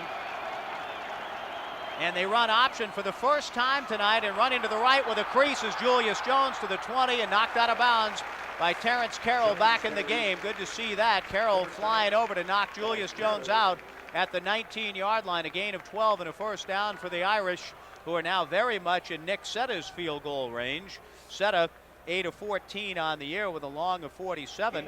Prior to that play, they were on the edge of his range. Now they're squarely in it and a chance to do more. Yes, and Oregon State that time, Ladarius Jackson and DeLawrence Grant were both out of the game getting a rest. They've come back in the game now. The Irish with 2 timeouts remaining. The ball in the 19-yard line at the right hash mark of the Beavers, who lead it 12-0, but Notre Dame threatening as Lavecchio back to throw. Pressured, steps away from a would-be sack, now flushed out of the pocket, rolling left to Lawrence Grant. Chases him down and sacks him back at the 27. Lavecchio immediately calls for a timeout and is granted it. Timeout, charging Notre Dame, 2nd of the half.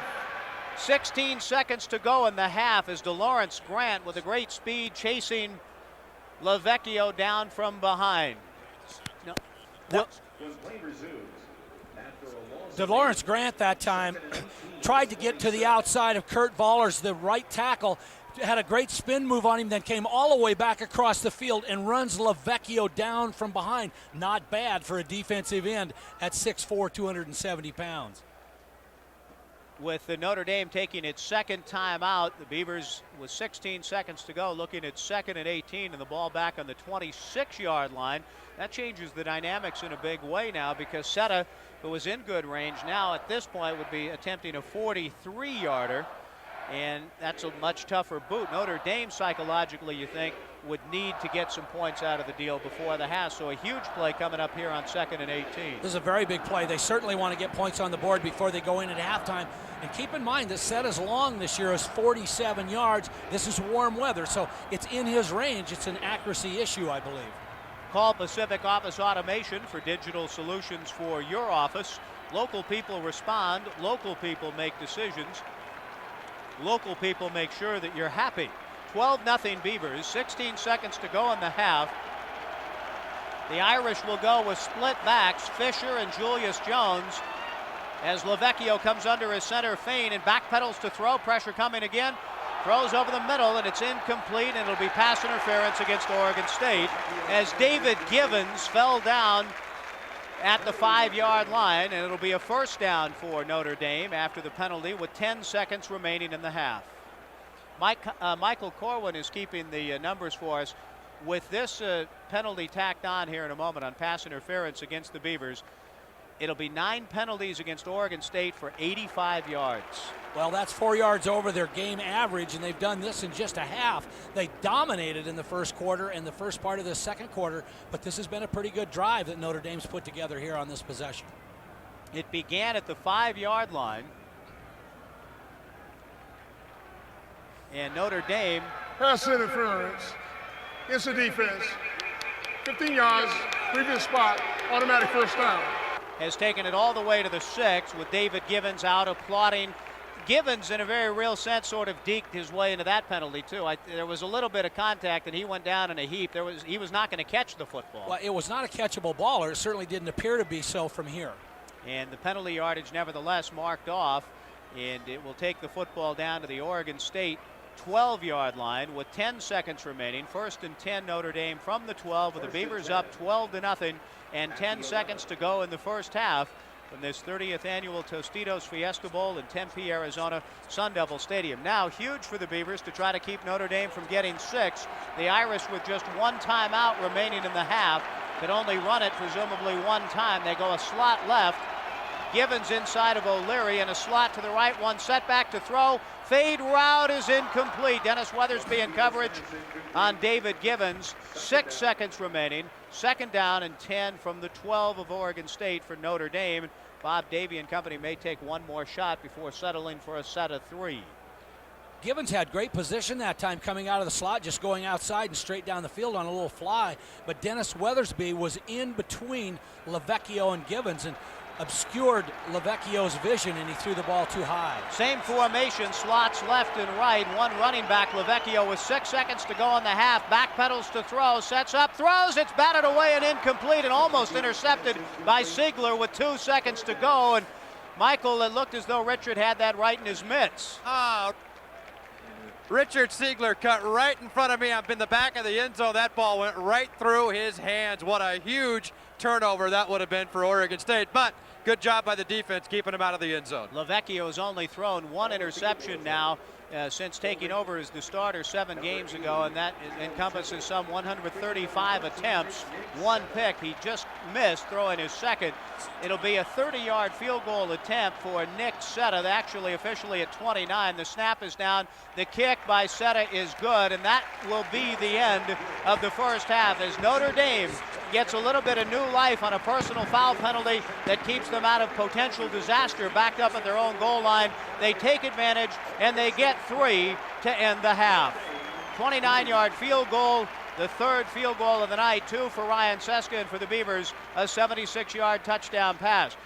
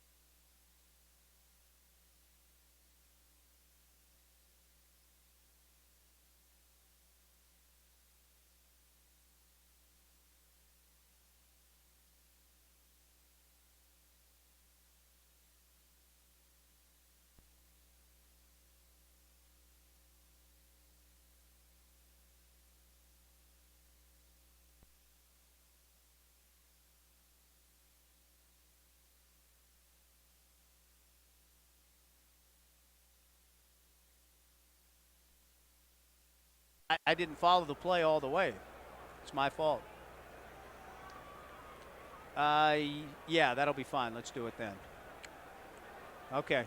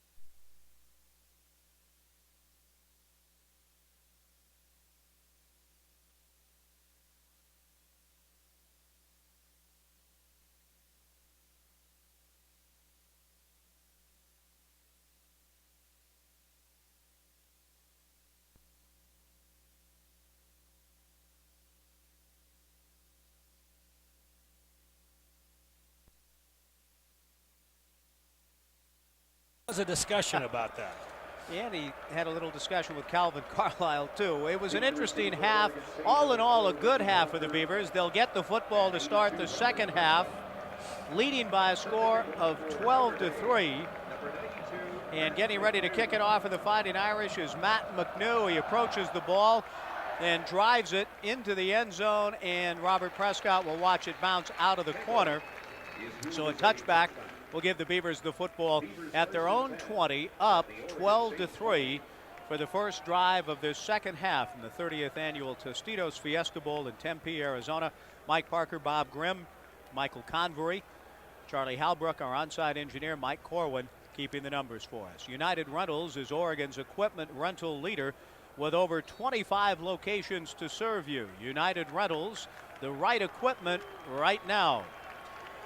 Well, here come the Beavers. Robert Prescott at a slot inside of T.J. Hushmanzada. Chad Johnson, the lone touchdown, being played very tightly along the near of the sideline by Shane Walton. The Beavers run the counter to the left, a crease for Simonton. Simonton to the 30 and out to the 34-yard line. First down on a gain of 14. He's tackled from behind by Shane Walton, but Simonton on the counter to the left gains 14. That's the best burst, really, of the night in the ground game. Yes, it is, and it's the longest gain for Ken Simonton. Shane Walton in there now playing at the left cornerback position.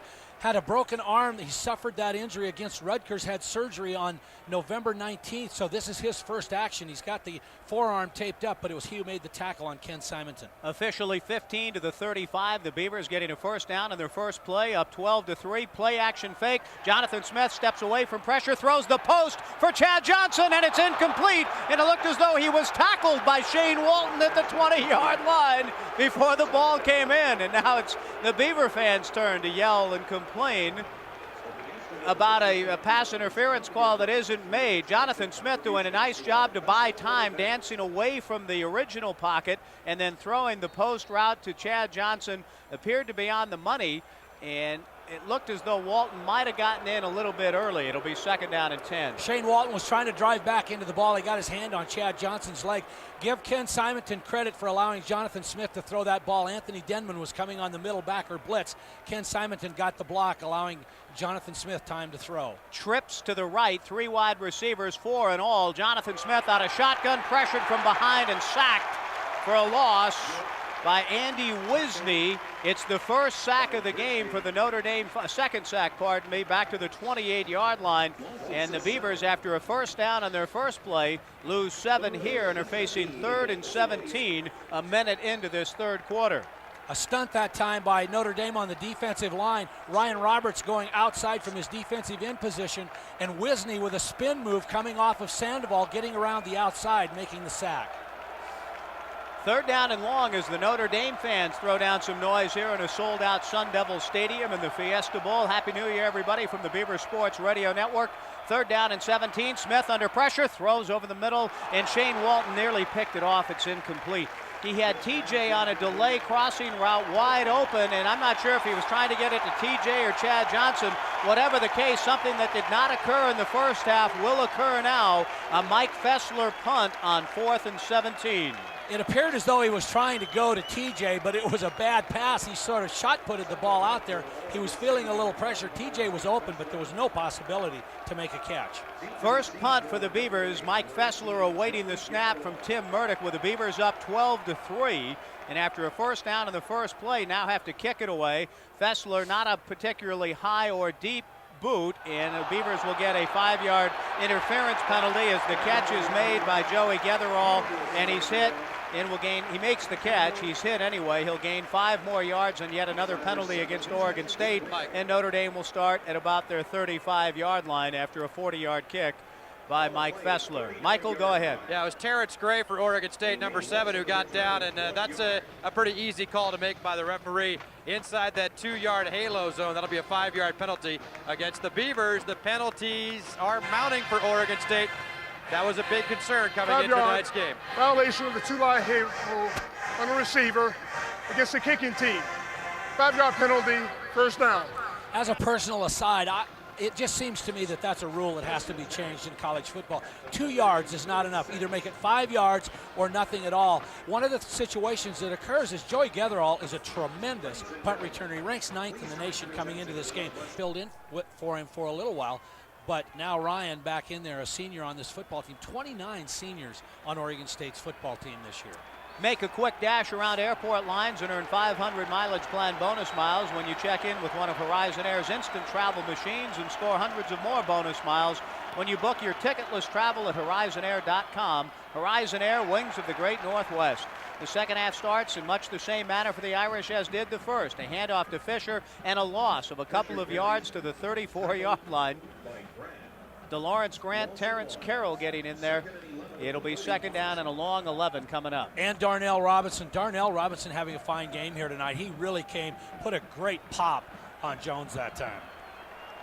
An offset eye for the Fighting Irish, which trails at 12-3. Back to throw off a play action, and the ball comes out. Penalty flag goes down. The Beavers have recovered it at the Irish 25-yard line. Lavecchio sacked and the ball came out. A penalty flag did come out. The Beavers have recovered the Lavecchio fumble. Now, the Beavers have claimed possession of the football, and there is a flag down. The Beavers are reacting as though the call will go against the Irish, perhaps for a hold to try to prevent the sack. Disregard the penalty.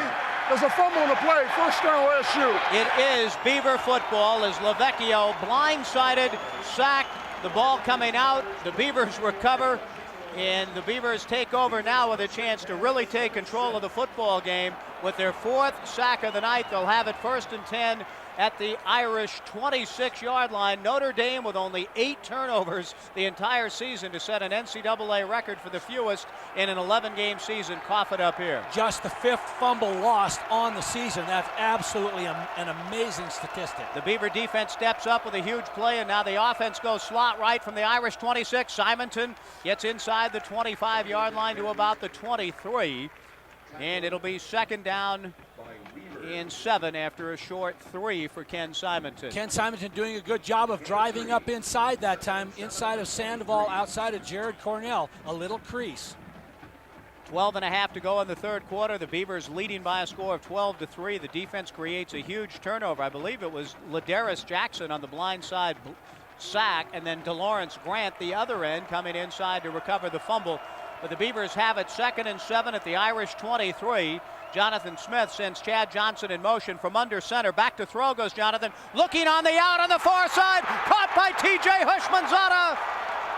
T.J. run out of bounds at the 1, or no signal yet. And now penalty flags go up. And I think it's going to be against T.J., who thought he had a touchdown, and they didn't give it to him. And instead of 1st and goal at the 1, they'll take it back to the 16. Michael, go ahead. I am right down here in the end zone, Mike. TJ definitely got that ball across the goal line before going out of bounds. He thought it was a touchdown. He was celebrating. Dead ball. He got a penalty. Celebration foul against the scoring team. The touchdown count.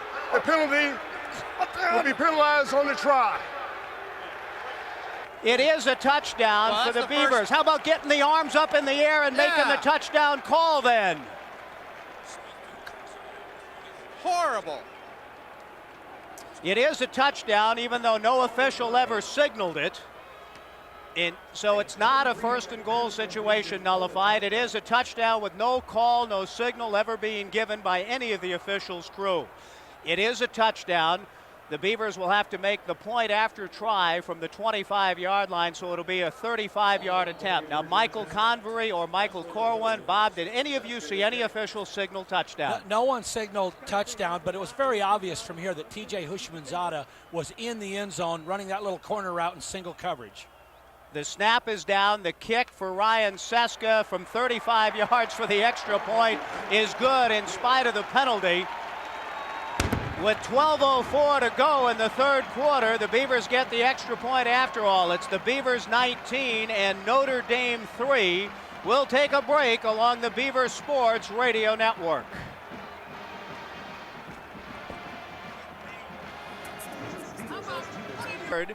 Ryan Seska hits a 35-yarder, and the Beavers lead at 19-3. That's your Horizon Air Beaver touchdown recap. Ryan Seska with the ball teed up after his long extra point, approaches the ball and a squib kick, a line driver, which bounces to Julius Jones at the 5-yard line. He runs to the left, he breaks a tackle, he gets outside, he's at the 35 and run out by Terrence Gray at about the 37-yard line. 32-yard return for Julius Jones on the squib kick. And the Beavers trying to avert the big play in their kickoff coverage. The Beavers were only 9th in that category in covering kicks in the Pac-10 this year, but it's good field position for the Irish on the 36. It's great field position, and Julius Jones averages over 28 yards a return. He had a 100-yarder this season earlier on for a touchdown, so he's a threat every time he gets his hands on the ball. The Irish now behind 19-3. They've won 7 in a row, but they're in big hurt here. The Beavers nearly jump off sides and I believe have been drawn off by Matt Lavecchio. Virtually everyone along the front line jumped off. Ladarius Jackson made the deepest penetration, and this probably will be an encroachment offsides penalty for 5 yards against the Beavers. Dead ball, offside, contact foul against the defense. 5-yard penalty, remains first down. So it'll be 1st and 5 for the Irish at their 41-yard line. 11:53 to go in the third quarter, and the Beavers leading at 19-3. Oregon State doing a great job on that touchdown pass to TJ. A little swing out of the backfield by Ken Simonton to hold the linebackers in there, and TJ ends up with the single coverage they wanted, and he ran a great corner route against the back that time to make the reception and 6 points. A slot to the left for the Irish, and they'll go with an offset eye. And they'll run option to the right side for the second time tonight. Jones gets the pitch. The Beavers stringing it out. Siegler misses a tackle, but Eric Manning, and Darnell Robinson do not. A loss back to the 36-yard line. There's the penalty yardage back, and it'll be 2nd down and 10 coming up for Notre Dame.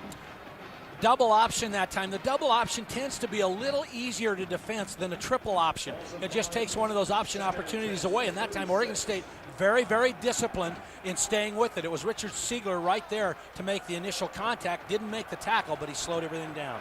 A slot to the left. Notre Dame behind by a bigger deficit than they've been behind in any game all year in their 9-2 season. On 2nd down, the Beavers jump off sides again as the fullback, Lopinski, gets the handoff and is tackled for no gain, but I believe the Beavers jumped off sides again, which would set up a 2nd down and 5 at the 41-yard line. The Beavers leading at 19-3 with 11:08 to go in the third quarter. Will be hit with another 5-yard penalty. The penalty yardage now, the Beavers in double figures in terms of penalties. That's 11, I believe, 12 penalties. Offsides against the defense. 5 yards, remains 2nd down. This Oregon State defense so quick. I'm not sure that they really need to be coming off the ball that quickly, but it's pretty obvious that Matt Lavecchio is doing a good job of changing the cadence and changing his calls at the line of scrimmage. 2nd down and 5 for the Irish, down by 16, the largest deficit they faced all year. Their losses were close. They've not been behind. They run option to the left, and a bad pitch being chased by Siegler. Julius Jones, and Jones is able to fall on it back at the 25-yard line. A great effort by Julius Jones to somehow come up with that errant pitch by Lavecchio. It's a loss of 17 as they'll mark it at the 24. Siegler and Jones racing for the ball, and a good effort by Jones to make the grab. But the Beavers have put Notre Dame into situations that they're not comfortable with, familiar with, and they're playing uncharacteristic Irish football. They certainly are, and I think one of the things that has the Irish stymied is the speed of Oregon State's defense. Michael, go ahead. Okay, when we hold them here, everybody run off the field quickly. 3rd down and 22. Lavecchio with 5 wide receivers, no backs, out of the shotgun, takes the snap, pressure coming, inside flanker screen, caught by Givens, and he gets out to the 31-yard line, well short of the 1st down, a gain of 7. And Notre Dame will have to punt the football away on 4th down and 15, and there are no flags at the end of the play. There are a lot of fans booing for some reason, and what for I'm not sure, but Notre Dame will have to legitimately kick. Oh, they're saying whoosh. They're not saying boo, they're saying whoosh. Sorry, I forgot about that. Well, TJ's had one great return that was brought back because of an infraction earlier in this game, and he's an opportunity for Oregon State to go anytime, and this is a low punt. Joey Hildbold, a returnable kick. TJ takes it to the 27. He's at the 40, runs into his own man at the 45, gets out to midfield, breaks away, still no whistle. The there was a fumble, and on his way to the house, I believe, is Terrell Roberts recovering a fumble and taking it into the end zone. TJ Hushmanzada fumbling the ball, and Terrell Roberts picking it up and takes it in for a touchdown. This is a weird, wild game. Weird, wild stuff, as Johnny Carson would say. Difficult to account for, but Terrell Roberts taking the fumble from TJ Hushmanzada and scores. It's a combined return of 72 yards and a Beaver touchdown. The ball popping up into the air and right into the hands of Terrell Roberts on the run, who takes it from midfield the rest of the way to give the Beavers a 25-3 lead. Unbelievable. That's the second time tonight that TJ has fumbled on a punt return, and Oregon State's recovered both of them. The first time it was James Newsom recovering. This time Terrell Roberts, it popped right into his hands, and he just had to race into the end zone. The Beavers will go for two. Their only other two-point attempt, they failed after the Chad Johnson touchdown when they were up 12-0. They look for two here to try to go up 27-3. Smith throws the flat route, caught by Robert Prescott for the two-point conversion. And with 9:08 to go in the third quarter from the Tostitos Fiesta Bowl in Tempe, Beaver Nation rejoices at some good fortune here early in the third quarter. It's the Beavers 27, the Irish 3. We'll take a break from Tempe on the Beaver Sports Radio Network. Terrell Roberts picking it up, and it popped right into his hands. All he had to do was race to the end zone. And as you mentioned, the second time that he's fumbled on punt return, so uncharacteristic of TJ this year. But both times it's worked out like a charm. The Beavers gain yardage the first time when Siegler recovered the punt. They get a touchdown on TJ's second fumble. Turned out to be a pretty well executed play. Dropping back to receive, Tony Driver and Julius Jones for now the beleaguered Fighting Irish of Notre Dame, who had looked to this game to sort of reestablish themselves as a national power. It's not happening so far, as the ball taken by Jones at the 3-yard line gets to the 20, out to the 24-yard line. Jake Cookus swarms him, and the ball came loose at the end of the play, but one of the officials is going to say that he was already down. Calvin Carlisle, Greg Brown Davis, Jake Cookus, Aaron Hill. Beavers getting to Julius Jones, who returns it out to the 23, and the Irish not a come-from-behind team. They haven't been in the position all year long with this sort of deficit. It's because they're not a passing team. I mean, Matt Lavecchio has started 7 games, won all 7 games, but he's 73 of 125, just 1 pick, but he only averages 125 yards a game through the air. This is a ground game team. They like to grind it out, 270 yards a game. We'll see what they can do. Down 24 with 8:56 to go in the third quarter. Lavecchio back to throw, throws underneath to Givens, who's tackled by the ankles by Nick Barnett at the 22-yard line. It's a loss of a yard on the play. So the pass is caught, but a good tackle by Nick Barnett. It'll be 2nd down and 11. Great play by Nick Barnett that time, coming out to make a tackle on Givens. Givens had the most yardage of any receiver for Notre Dame coming into this game, 325 yards, and he's big, 6'2", about 214 pounds. So a good tackle by linebacker Nick Barnett. 5 wide receivers. Lavecchio comes under a center from the right hash, 2nd and 11, throws the curl with a penalty flag down, caught by Givens out to the 31-yard line, short of the first down. It would be 3rd down and about 3 coming up for the first. To Vito Moala on the stop for the Beavers, but there is a penalty flag down at the 20-yard line at the line of scrimmage, and it's an ineligible receiver downfield call against Notre Dame. The Fighting Irish have been heralded coming into this game, Bob, as so disciplined. They don't beat themselves. They don't get penalties. A lot of things have happened against this Oregon State team, and quite frankly, in their 7-game winning streak, they haven't played a team as good as Oregon State, and they seem to be a little bit out of character tonight. They really are, and of course, whenever you get a team that's a ball control team and the other team controls the ball, which Oregon State did in the first quarter, even though they didn't put all the points on the board they wanted to, it really takes you out of your game plan. And uncharacteristic of Notre Dame, they've had to go to the downfield against the offense. Man covered on the line of scrimmage. 5-yard penalty remains, 2nd down. That takes the football to the 17-yard line. It'll be 2nd down and 16 coming up for the Irish. Umpqua Dairy has been committed to making quality ice cream since 1931. Enjoy a scoop today. 2nd and 16. The Irish go with split backs and send Getherall, their big play guy, in motion from left to right. Javen Hunter, the other receiver, as Lavecchio throws, and it's intercepted by Darnell Robinson at the 23-yard line of Notre Dame. Darnell makes the catch. Immediately his knee hit the ground, and good to see Darnell Robinson, who's been known to talk a little bit to the opposition at the end of plays, takes the time to celebrate with his teammates. Chest bumping, getting to the sideline without saying a word to the Golden Domers. That was a bad throw by Lavecchio, only the second interception that he's thrown, and he threw the ball too wide. He was trying to go to Dan O'Leary on the crossing pattern. He hit him on it earlier in the game, and Darnell Robinson in perfect position was there to make the pick. 2 turnovers now for the Irish, who made 8 the entire season to set an NCAA record. They've lost a fumble on Darnell Robinson's blitz. Darnell now with an interception. The Beavers go out of shotgun. 1st and 10 from the 23. On the left side counter, it's McCall to the 15, to the 10, and run out of bounds just inside the 10-yard line. 1st and goal, Beavers coming up. McCall on the 35 counter for a 1st down. Good block by Chad Johnson that time, coming down inside to help seal, and then Patrick McCall with that speed just jumps outside on the counter, takes the ball upfield. Follow the Beavers all season long in the Corvallis Gazette-Times and Albany Democrat-Herald, and get the most in-depth coverage of each game in Mid-Valley Sunday. 1st and goal to go. Beavers up 27-3. 7:54 to go in the game. McCall remains in the backfield. 3 wide receivers with a slot right. Hushmanzada comes back in motion from the right side. They clear it out for Prescott on the out, and it's incomplete. TJ coming in motion. They ran Prescott into the flat, and the ball overthrown. 2nd and goal from the 9. Jonathan was a little quick on the trigger that time. Prescott hadn't turned his head, and it wasn't a matter of Prescott being late. He was just getting into his cut. He had Brock Williams in coverage, but Jonathan fired too quickly on that attempt. In the next 10 minutes, you could have delicious meatloaf or a hickory smoked barbecued beef sandwich, all found in your grocer's meat case. Beef, it's what's for dinner.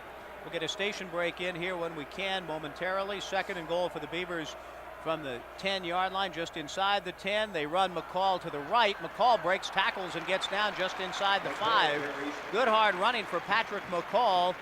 Tried the left side a moment ago. This time goes back to the right. It'll be 3rd and goal just inside the 5. Campus Connection, located on Monroe Avenue in Corvallis, has the latest in Beaver apparel and gifts. For more information or to place an order, call 800-821-6106 or access the official online fan store of Oregon State Athletics at OSUBeavers.com. And we'll get the break in after the following play and see what the Beavers can do. 3rd and goal from the 5, up 27-3.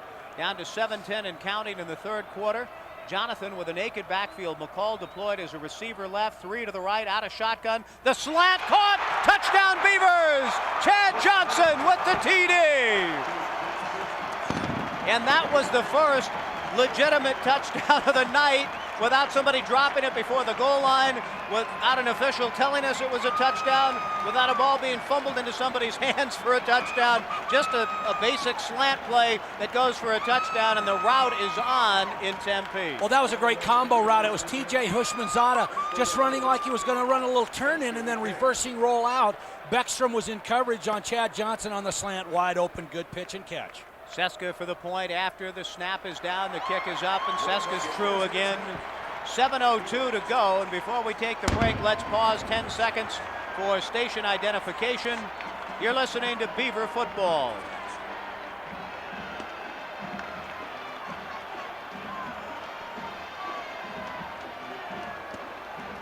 Ryan Seska with the ball teed up. The Beavers have scored 22 points in the last 5 minutes and have totally taken control of this one, Bob. Yes, they have. You know, we talked about how they had dominated the game statistically early on, but couldn't score. It's been just the reverse here. Turnovers and short field, in Oregon State has really jumped up big in this game.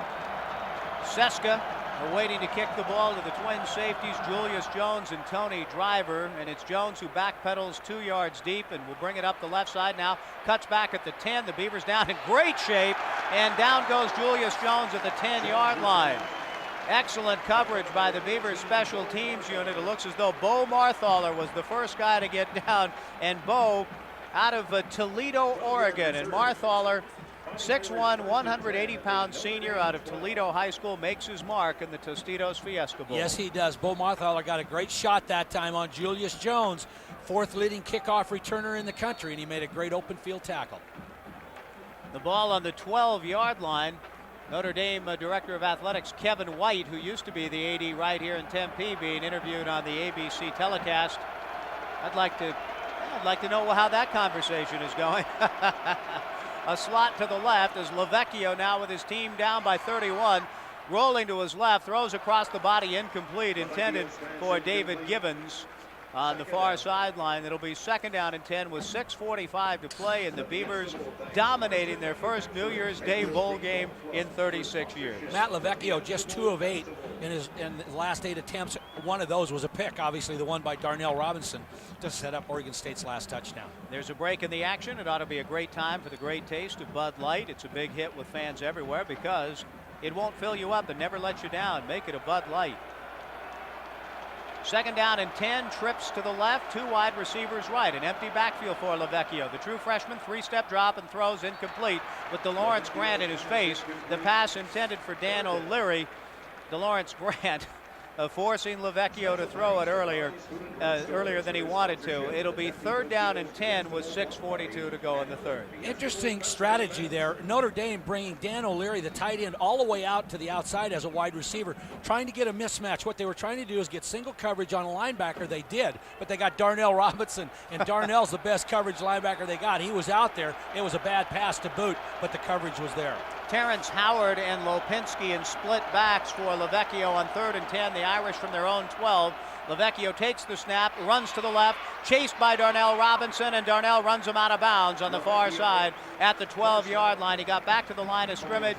No gain. It'll be fourth down and 10. Darnell Robinson is having maybe, Bob, the night of the season, if not of his career. I had a great conversation with Darnell Robinson this week at practice, talked to him a little bit about it. He says, oh man, we're really ready to play. We want to get on with it. I said, look, savor it. Enjoy every minute. Have a great time. Go out there and play your game. How are you going to be? And he says, oh, he said, that quarterback's a little young. He said, I think maybe we can talk some stuff to him and intimidate him just a little bit. And they do have young Matt Lavecchio on the run at the moment. Joey Hillbold with James Newsom coming hard, who almost got a piece of it, gets his kick away. TJ Hushmanzada claims a fair catch, now picks it up at midfield, and they're going to throw a penalty flag down and say that TJ Hushmanzada made a fair catch. Michael Convery, go ahead. You know, what TJ was doing was get away from the ball. Get away from the ball. He was not signaling fair catch. That's a bad call. No, he wasn't. This is an abominable officiating crew, just an abomination. Now, TJ Hushmanzada was not signaling fair catch. He was saying stay away from the ball. That's not a fair catch signal, and they call a penalty against Hushmanzada, which is an absolutely atrocious call. Yeah, I mean atrocious. And the penalty is, fortunately for the Beavers, only a 5-yarder, taking it back to the 45. Return team. The receiver advanced the ball after giving a signal. It's a 5-yard penalty. First down, Oregon State. Yes, he did give a signal, but he was just moving people off. You could do that. He didn't give a fair catch signal. There is a significant difference. Wow. Fortunately, we have the luxury to laugh about it when you're up 34-3. Jonathan Smith will try to come under center as more penalty flags come out. And I think Notre Dame may be penalized for illegal participation. Dead ball, illegal substitution. 12 players in the defensive huddle. A 5-yard penalty remains first down. Well, there is some comedy here, Mike Parker. That moves the ball up to midfield where TJ Hushmanzada had set sail on his punt return. And the Beavers up 34-3, have the ball on the right hash mark, 6:25 to go in the third. Jonathan Smith will come under center, Chris Gibson, Simonton in the backfield. From the right hash, it's play action fake. Jonathan to throw, throwing on the post corner. Robert Prescott goes up and makes a great catch at the Irish 25. Robert Prescott, the down and out, makes a brilliant catch for 25 yards to the Irish 25. 6:18 to go, and the Beavers certainly want to tack on a score or two more if they can to feel absolutely certain about the outcome, which I have a feeling very few feel is in doubt right now. Jonathan Smith now 15 of 23 for 299. That time a great catch by Prescott going over the top of Brock Williams. The Beavers with a double tight end set, a slot to the left from the Irish 25, run the counter to Simon to the right, and Ken tripped up at about the 22-yard line. Good tackle by Ron Israel, who's an excellent tackler. We've seen Ken often deke and juke a guy out in the flat in those kind of plays. Israel would have none of it, made a good tackle, gain of 4, 2nd and 6 coming up. All of the coaches for Oregon State, offensive coaches, had said coming into this football game that this was probably as fine of tackling secondary as Oregon State had faced all season, and we've certainly witnessed that here tonight. 5.5 to go in the third, 34-3 Beavers. The ball on the Irish 21-yard line, a slot to the left. Jonathan out of the shotgun, and they run the inside handoff. Simon, it has a crease. He's at the 10, and Ken inside the 5-yard line to the 4. Ken Simonton on a well-conceived play, breaking it inside the 5-yard line to the 4. A touchdown-saving tackle by the inside linebacker, Anthony Denman. 1st and goal, Beavers at the Irish 4. Terrific blocking at the point of attack, and then Chad Johnson with a great block on Beckstrom downfield to spring Ken Simonton. The Beavers had 8 consecutive games of 30 points or more en route to their Pac-10 championship shared with Washington and Oregon. Have a chance to get to 40 here if they're able to punch it in. TJ Hushmanzada from the slot goes in motion. It's 1st and goal from the right hash at the Irish 4. Simonton up the gut, and Ken Simonton into the end zone. Touchdown, Beavers. How fitting and appropriate that the greatest back in the history of Oregon State University, Ken Simonton, who has, with his heart and soul and leadership, helped lead the Beavers here, scores a touchdown in this grandest stage of all for the Oregon State Beavers, perhaps the biggest game they've ever been in. Simonton deserved a touchdown. He gets his 19th of the season, and the Beavers lead it 40-3. And Ken Simonton now has 85 yards on 18 carries and a touchdown in this football game. Ryan Seska will try to add the point after, as the Beavers absolutely humiliating the Fighting Irish tonight here on this New Year's night stage. Seska's kick is good. 4:54 to go in the third quarter. The Beavers 41, the Fighting Irish of Notre Dame 3 on the Beaver Sports Radio Network.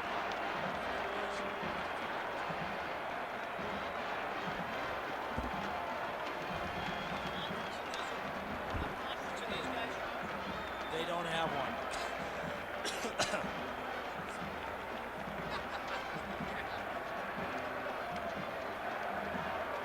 I'll bet things are in an uproar at the Vatican.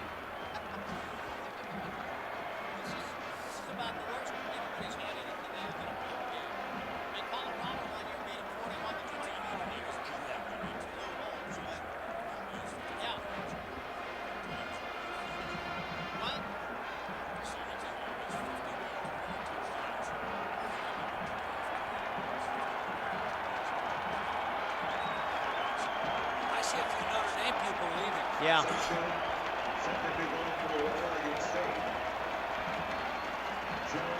Who's that?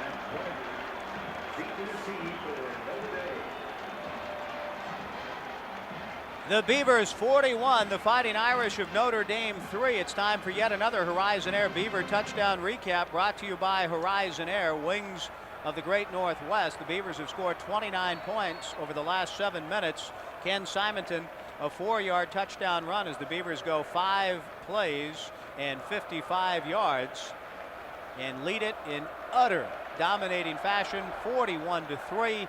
Ryan Seska gets the kick to Tony Driver, who takes it at the 5, reverses his field at the 15, looking to get outside, got some good blocks. Noah Happy tries to chase him down and does, but a good return by Driver out across the 35-yard line to the 38. That's your Horizon Air Beaver touchdown recap. Noah Happy with a good tackle from behind, but a nice return for Driver of 33 yards. Now, Joey Getherall, who's the first true freshman to start in his first game at Notre Dame in 14 years, said going into this game, quote, "I think we have to win this game to really be back on the map." When you win a big game like this with the whole country watching, that's when Notre Dame will be back where it needs to be, right on top. That map is still in the glove compartment. I mean, they're not on anybody's map right now, at least no one that anyone can see with the way the Beavers have dominated. 4:42 to go. Out of the shotgun, Terrence Howard leaves the backfield. He's a receiver, so is Givens. Givens makes the catch. James Allen tosses him out of bounds at about the 42. Gain of 4 on the play. It'll be 2nd down and 6.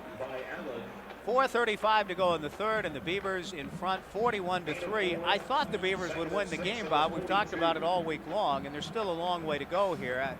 I didn't think it would be anything like this in my wildest dreams. Well, I'm not sure anyone thought it would be quite this one-sided. I thought Oregon State had a great opportunity to come in here and really show that they could play well against a good team. The thing that's impressed me is Oregon State's team speed in this football game. On second down, the handoff to Howard, picks a hole, gets outside, has the first down as he crosses midfield into Beaver territory to the 49 and unloads on Dennis Weathersby on the far side with a pretty good hit. Nice run by Julius Jones, who gets Terrence Howard, pardon me, and Howard laid the wood to Weathersby at the end of the play. Terrence Howard doing a nice job down the stretch of the season. He averaged 5.7 yards per carry. It's the first down of the second half for the Fighting Irish, who trail it by 38. The backs are split. Tony Fisher along with Julius Jones, and they run the shovel pass inside to Fisher. Fisher makes the catch at midfield, and down he goes. Darnell Robinson and Kyle Rozelle on the tackle. Gain of a yard. It'll be 2nd and 9. Kyle Rozelle from Pendleton getting some playing time, doing a good job that time on the little shuffle pass, sliding down the line of scrimmage and making the tackle. Kyle Rozelle, 6'5", 250-pound junior out of Pendleton, and a first-team All Pac-10 All Academic selection. Dennis Weathersby the same for the second straight year. 2nd down and 8, split backs. Lavecchio throws over the middle, and it's incomplete, intended for Givens, who's blasted on the crossing pattern over the middle. Ricky Walker appeared to get in and unload on him, as did Terrence Carroll. It was Terrence Carroll who put a vicious hit on Givens just as the ball got there. They met at the ball, and David Givens from Notre Dame lost that battle. Givens out of Humble, Texas, feels that way right now, as does his entire team, which trails at 41-3 with 3:56 to play. It'll be 3rd down and 8 coming up for Lavecchio and the Irish. They'll go out of split backs from the Oregon State 47-yard line. The ball in the middle of the field. Lavecchio takes the snap. Under pressure, Ladarius Jackson there to haul him down along with Dwan Edwards. And the Beavers have sacked Lavecchio again. It's a loss of 6. 5 sacks for the Beavers on the night. And a penalty flag for celebration at the end of the play against Ladarius Jackson. Unsportsmanlike conduct. Now, it's 4th down, but that should be an automatic first down. Again, instead of forcing Notre Dame to punt, it looks as though the Beavers have given the Irish another first down. I'm going to sound so negative because I commented a few minutes ago about the rule for returning punts and giving the return man a 6-foot area. But at some point in time, the NCAA has to realize that football is an emotional game. I know you can make stupid mistakes, but that time Ladarius was not doing a big showboating thing. He was going off the field on the far side, sort of holding his arms up to his fellow teammates, and the official was right there and tagged him. Unsportsmanlike. Gets the defense. Celebration foul. 15-yard penalty. Well, I agree with you on that, and the reason... First down by penalty. Yet another one. Thank you, sir. The reason that I don't get bent out of shape as I did earlier, the Calvin Carlisle thing occurred in an altercation with another player, and to me, you flag those things. Absolutely. But when Ladarius Jackson was 30 yards removed from any Notre Dame player, seems irrelevant. It does seem irrelevant to the play, so I agree with you on that. Notre Dame gets a break. They were dead to rights on this drive. Now out of split backs, Lavecchio running left off the fake, chased by Carroll and tackled by Terrence down at about the 31-yard line of Oregon State. A gain of 7. Good carry by Lavecchio, who ran it and threw it well in guiding the Irish to a 7-game winning streak and a berth in this BCS Bowl, which they so dearly coveted. Well, they're getting what they wanted, a berth on a New Year's night bowl with the prestige hoping to return to the Golden Dome. But not tonight. It's 2nd down and 3 for Lavecchio and the Irish, who trail it with 3 minutes to go in the third by 38 points. Out of split backs, they hand it off to the left half, and Fisher gets in, Howard inside the 30 to the Beaver 27, close to the first down. Seth O'Reilly in there now getting some playing time. Ryan Atkinson back in at one of the defensive ends. Oregon State alternating a fair amount on defense, trying to keep their players fresh. and they've certainly done a good job of staying fresh in this game because the offense has had the ball most of the time. So the defense has had a little easier game than they would typically have against a team like Notre Dame. Invest in futures. Give to the OSU Foundation and visit them online at osufnd.orst.edu. Tonight's attendance at the Tostitos Fiesta Bowl as the chains are brought out to see if Howard picked up the first down, and he did by the nose of the football. Tonight's attendance, 75,428. That's a sellout, and it's the third largest crowd in Tostitos Fiesta Bowl history and the largest non-championship game crowd ever. In 15 of the last 16 Tostitos Fiesta Bowls have been sellouts. First and 10 for Notre Dame at the Beaver 28-yard line. Out of shotgun and split backs. Lavecchio again, flush from the pocket, throwing on the run to absolutely no one, but he got outside the tackles, chased by DeLawrence Grant and James Allen. It'll be second down and 10. Lavecchio throwing the ball to near the Tostitos logo.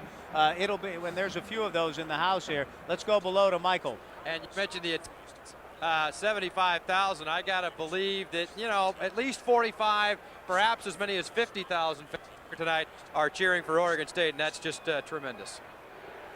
Well, Oregon State certainly has a great contingency here. On that last play, Mike Parker, DeLawrence Grant went over and patted Lavecchio on the backside and said, hey, you know, I know you're having a tough night, but we're going to keep the pressure on. Better days certainly ahead for the talented Lavecchio. Second down and 10. He throws over the middle, and it's incomplete, intended for Javen Hunter. And the Beavers in good coverage again. It's third down and 10. In an utter mismatch with 2:36 to go in the third quarter, Dennis Weathersby comes up hobbling a little bit, and Dennis is probably going to have to come out of the game and be replaced by Terrell Roberts, who already has a touchdown to his credit. Barney Graff comes out and indeed will help Dennis Weathersby off the field. Weathersby did not have, in a sense, Bob, as spectacular of a year, and it looks as though his season will come to an end tonight. But part of that was he didn't get as many opportunities this year, did he? I mean, people stayed away from him. Well, they did stay away from him, and they went over to the other side, and Keith Hayward Johnson had a fabulous year. His technique improved as the year went along, and he played really well. So Dennis didn't get as much action as he did a year ago. It looked as though he may have cramped up there. It appeared to be an ankle injury, but his foot was really in the pronated position, so I have a feeling maybe he got a calf cramp. Givens at a slot inside of Jay Johnson as Lavecchio rolls out, throws the post corner route for Givens, incomplete. Ricky Walker back in good coverage along with Jake Cookus. It's fourth down and 10 for the Irish with 2.5 to go in this third quarter. Notre Dame hasn't awakened any echoes tonight, that's fair to say, here in the Valley of the Sun in Tempe, Arizona, in the 30th annual Tostitos Fiesta Bowl.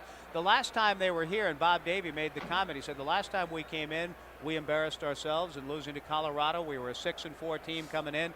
A lot of people felt that we didn't belong here, didn't deserve to be here, and they laid an egg that night, 41-24. This hasn't been a good place for them lately. No, it really hasn't. Going in motion is Getherall on fourth and 10. Lavecchio under pressure, throws off his back foot, and Keith Hayward Johnson, the interception at the 5. Keith at the 20, back up to the 25-yard line to the 30, and knocked down at about the 36-yard line. Keith Hayward Johnson with the interception. Keith's fourth of the season, the third turnover for the Fighting Irish, and Lavecchio was under the gun, threw it off his back foot. I don't think he had any idea where he was going with Dwan Edwards bearing down on him. Matt Lavecchio is feeling the pressure of the speed of this Oregon State defense. They've put pressure on him all evening. That time he had Dwan Edwards coming straight on at him, really ready to deliver a blow, and Matt was just trying to throw the ball away, threw it up for Keith Hayward Johnson. And Oregon State with two other players in the secondary. Ricky Walker was in there for Weathersby, and Jake Cookus had gone out the play before with cramps, and Carlisle had to come in. The Beavers go double tight ends with Patrick McCall in the backfield. They run the counter to the left side to McCall, sliding down the left side of the line, gets back to the line of scrimmage, no gain, 2:11 to go in the third. 41-3 Beavers. Keith Hayward Johnson, the interception, the third turnover of the night for Notre Dame, and much like the Civil War, when Joey Harrington came into the game against the Beavers with 8 interceptions on the year and threw 5, Notre Dame had 8 turnovers all season and have 3 tonight. Yes, and Matt Lavecchio is just, I'm being redundant here, but he's really feeling the pressure. He's young, not a lot of experience. He's going to be a great quarterback, but he's seeing things tonight he's not seen before. Second down and 10. It's McCall again. Patrick dancing his way across the 40. Good cut back out to about the 45-yard line. Short of the first down. Third and a long 2 coming up with 1.5 to go here in this third quarter. The Beavers in utter command at 41-3. Beaver football brought to you by Sprint. It's not just about how far technology can take us. It's about how close it can keep us. Isn't that the point of contact? Let's head down below to Michael Convery. Couple of things from the fans. I heard one group of fans say, "Bring on the Seminoles." Another group of fans started to chant, "Rudy, Rudy, Rudy." I don't even think Riddicker could help him now. A slant to Chad Johnson, caught by Chad, and there should be a personal foul penalty called against Notre Dame, and it's not, as Johnson makes the catch for a first down on the slant to the Notre Dame 48-yard line. Jerome Sapp, the free safety, knocked the ball out of Johnson's hands. Had a Beaver done that, I guarantee a flag would have come out. But I guess the officials are showing some mercy on the poor Fighting Irish tonight. Chad Johnson made a fine catch here. That's the best catch he's made all night. In a crowd, Shane Walton on his back. Shane Walton, an interesting player, cornerback for Notre Dame. One of the top soccer players in the country, played at Bishop School down in San Diego. Was on the soccer team in '98, came out for football last year and starts this year. Slot to the right, the wide side of the field. The Beavers from the left hash run McCall to the right side. McCall turns it up at the 45, gets inside the Irish 45-yard line to the 43. Pickup of about 5 on a good run by McCall, picking his hole along the right side. And that will be the final play of the third quarter. At halftime, we were nervous because it seemed as though we were in a fight. And Dennis Erickson, who lost 29-0 to Arizona the last time he played in the Fiesta Bowl here in 1994, outscores the Irish 29-0 alone in this third quarter here tonight. And that puts it doesn't put it away totally, but this is a very one-sided football game at this point. It looked a little scary at halftime, 12-3. Oregon State had totally dominated, but couldn't score, and then they got some breaks in the third quarter. And as you suggested, a 29-0 run in a quarter will give you a little cushion. At the end of 3 from the Tostitos Fiesta Bowl, it's turning into the happiest New Year imaginable for Beaver Nation. The Beavers 41, Notre Dame 3. We'll take a break from the Tostitos Fiesta Bowl along the Beaver Sports Radio Network. But this is huge, what this could mean for Oregon State and the program. And the other thing that's really terrific is the fact that Dennis Erickson is coming back. You know, there were 3 openings in the Pac-10 Conference, and it's my understanding that there were offers tendered from all 3 of those schools to Dennis. I mean, you know, he's a very hot commodity given what he's done here at Oregon State. And the fact that Dennis re-signed and is coming back bodes extremely well for Oregon State and for the state of Oregon. On 2nd and 5, the Beavers will go trips to the left with Seth Schrimmer and Sean Kintner in the game with Prescott. The Beavers run to the right, and Patrick McCall gets to the 41-yard line. Short of the first down, the Beavers will have 3rd down and about 3 coming up on the first play of the fourth quarter. Michael Convery, go ahead. You know, I was thinking between the 3rd and 4th quarter, is it time to start thinking about where Oregon State's going to wind up in the polls? Of course, they came in ranked 6th in some of the polls, 5th in one poll. Virginia Tech won impressively today. Washington won impressively. And, of course, Miami and then Florida and Oklahoma still have to play, Florida State, rather. Those 3 teams ahead of Oregon State. But I got to think the Beavers, at worst, will be 5th or 6th in the country. Patrick McCall on 3rd and 2 is met by an excellent football player for Notre Dame, Anthony Denman, who tackles him for a loss of 3. He had 14 tackles for loss at Anthony Denman coming into the game, 6'2", 236-pound senior who has a chance to play on Sundays too. And voted to a 3rd-team All-America team, and he was the most valuable player voted by his teammates for Notre Dame this year. He was a running back when he came to Notre Dame and then moved to the defensive side of the ball, and he's been a fine football player for them, and he's just a junior. Loss of nearly 4. It'll be 4th down and 6. Mike Fessler to punt, waiting the snap from Tim Murdoch. 41-3 Beavers. They stopped throwing the ball and ran it. When the Irish coming hard, Fessler gets the kick away. Getherall, a late signal for a fair catch, makes it at the 11, and they're going to call Samuel Gage for a violation of the halo rule, and now more penalty flags coming out. And now another penalty, and I bet we're going to get an ejection out of this deal too. Michael, go ahead, Michael. What do you got? Well, again, the first penalty, as you mentioned, was the infraction by Samuel Gage, and if he was inside that two-yard halo rule, It was just barely inside. He had already run by Getherall when he caught the ball. And then, I didn't catch the guys who were involved after the play, but rest assured it's going to go against Oregon State, I would guess. Totally unnecessary call on the violation of the halo rule. Getherall had made the catch. Gage ran by. It's one of those no harm, no foul situations. No need for the flag to come out at all. And this brutal crew, we'll see what they come up with here. We have multiple fouls on the play against the kicking team. We have a live ball, 2-yard a violation of the 2-yard halo. We have 2 dead ball personal fouls. Both will be penalized. But no ejection.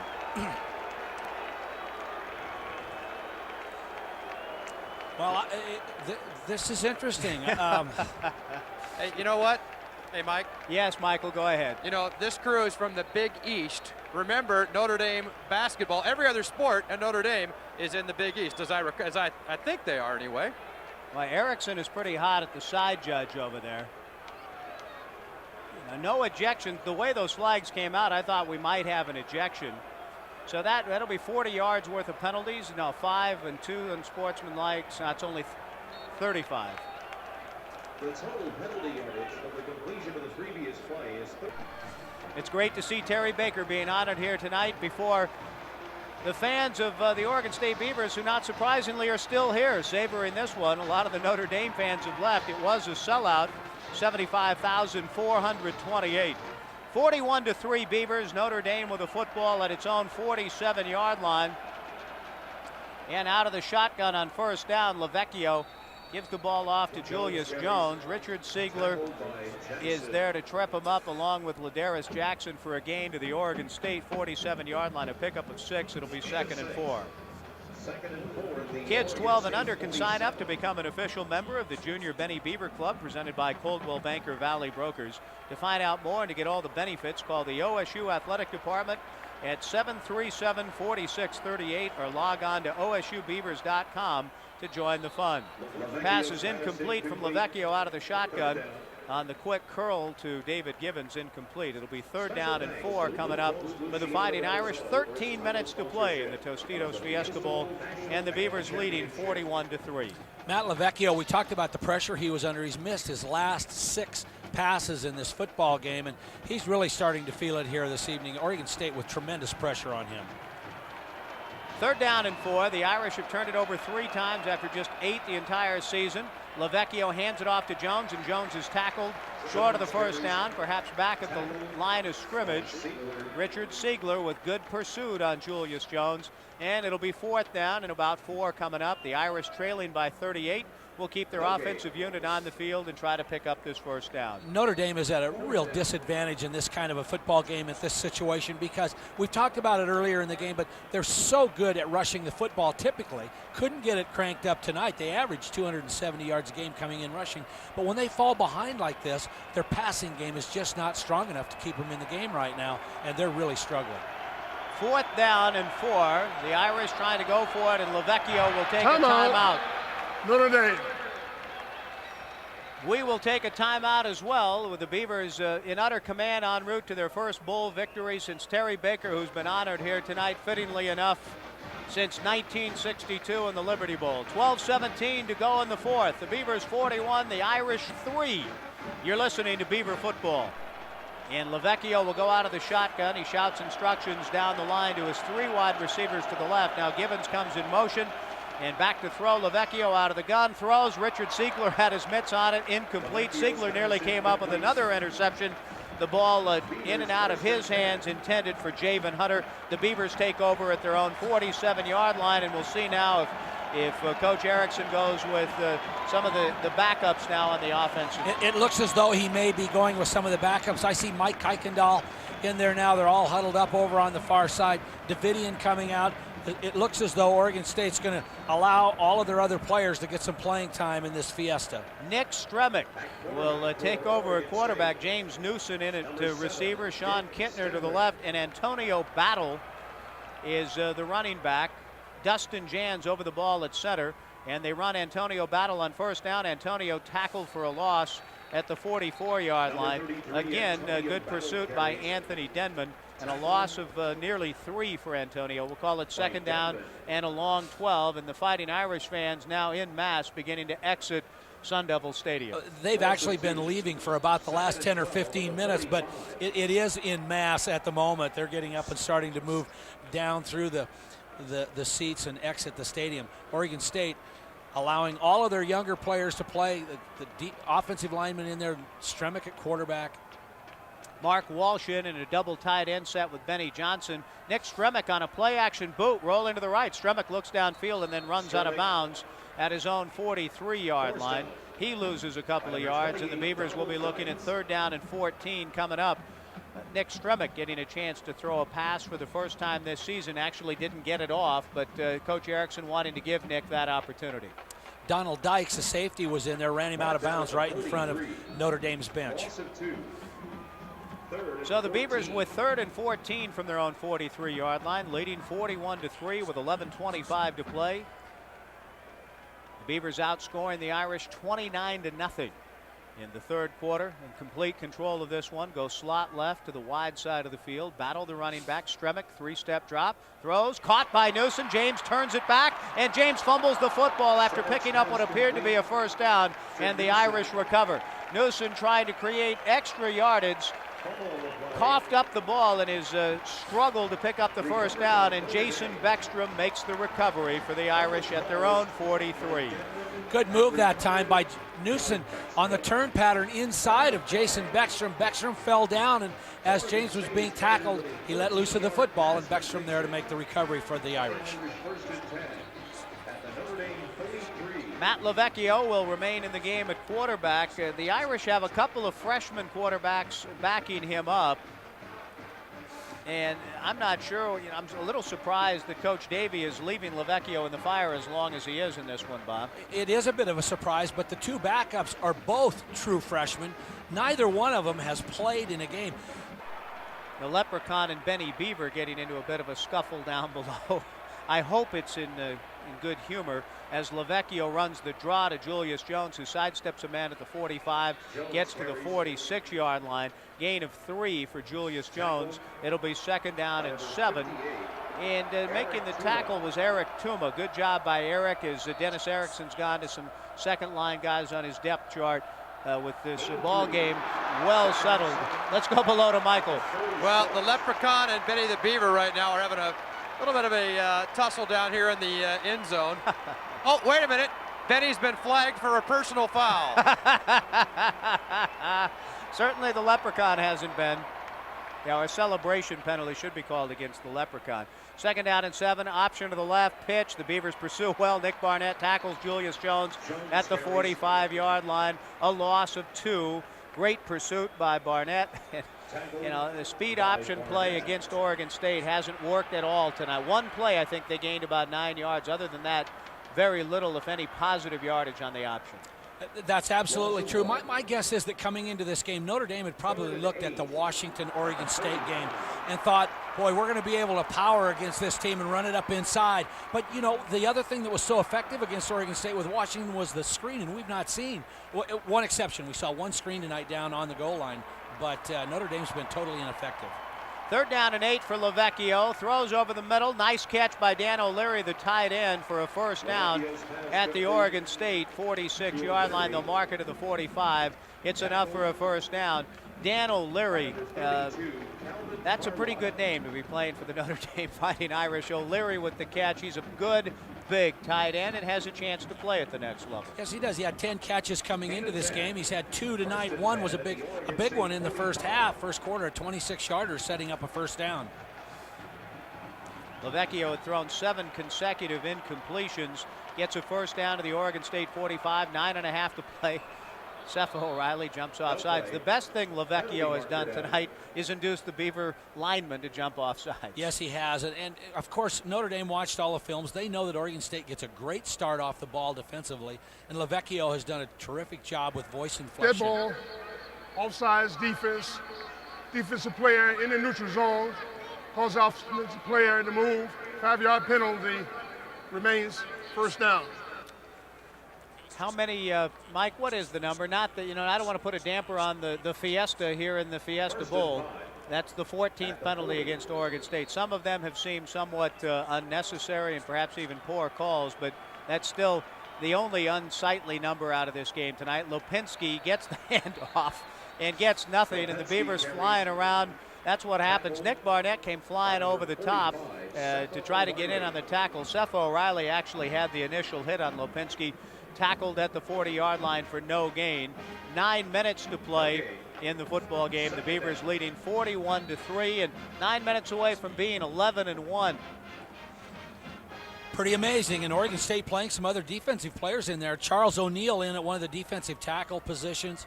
Terrell Roberts at a safety. Terrence Gray at one of the corners. Keith Hayward-Johnson still in at one corner.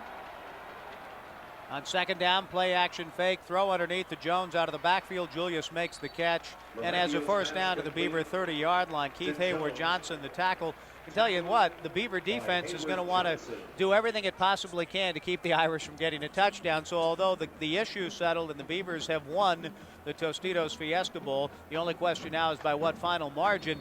The Beavers don't want to give up 6. Well, they certainly don't, but they have a fairly reasonable cushion at the moment, leading this one 41-3. A slot to the right, David Givens inside of Javen Hunter, and on first down they run the delay to Jones, who gets down to the 27-yard line. Charles O'Neill along with Nick Barnett and Eric there to Tuma. make the tackle, and another tackle by Eric Tuma.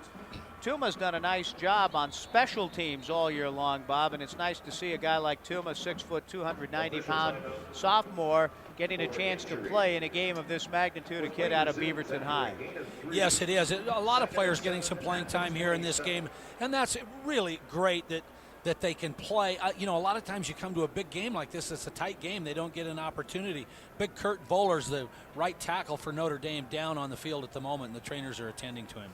We have an official's timeout on the field, and while Vollers is being attended to, we'll take a station break, allow our stations to identify themselves. Campus Connection, located on Monroe Avenue in Corvallis, has the latest in Beaver apparel and gifts.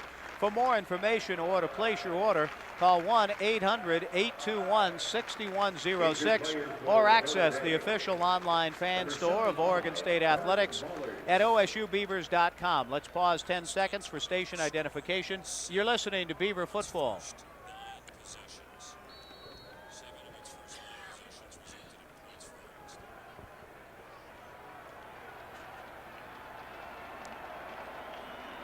Second down and 10 for the Irish at the Beaver, 7 I should say, from the 27-yard line of Oregon State. They run the reverse coming back from right to left. Getherall has great speed, goes down for a loss to the 28-yard line.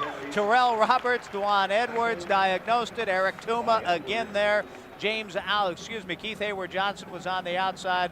They tried to resort to trickery there to the Irish and lose a yard. It's 3rd and 8. Keith Hayward-Johnson was the key to that play defensively for Oregon State, playing in his cornerback position. He stayed home, stayed outside, had the leverage. Getherall had to check up, try and run back inside, and Oregon State's speed on defense caught up to him. 3rd and 8, 7:12 to play, 41-3 Beavers here in the fourth quarter in the Tostitos Fiesta Bowl. Back to throw goes Lavecchio on the 3-step drop and throws on the curl, and it's caught for a first down to the 15-yard line to David Givens.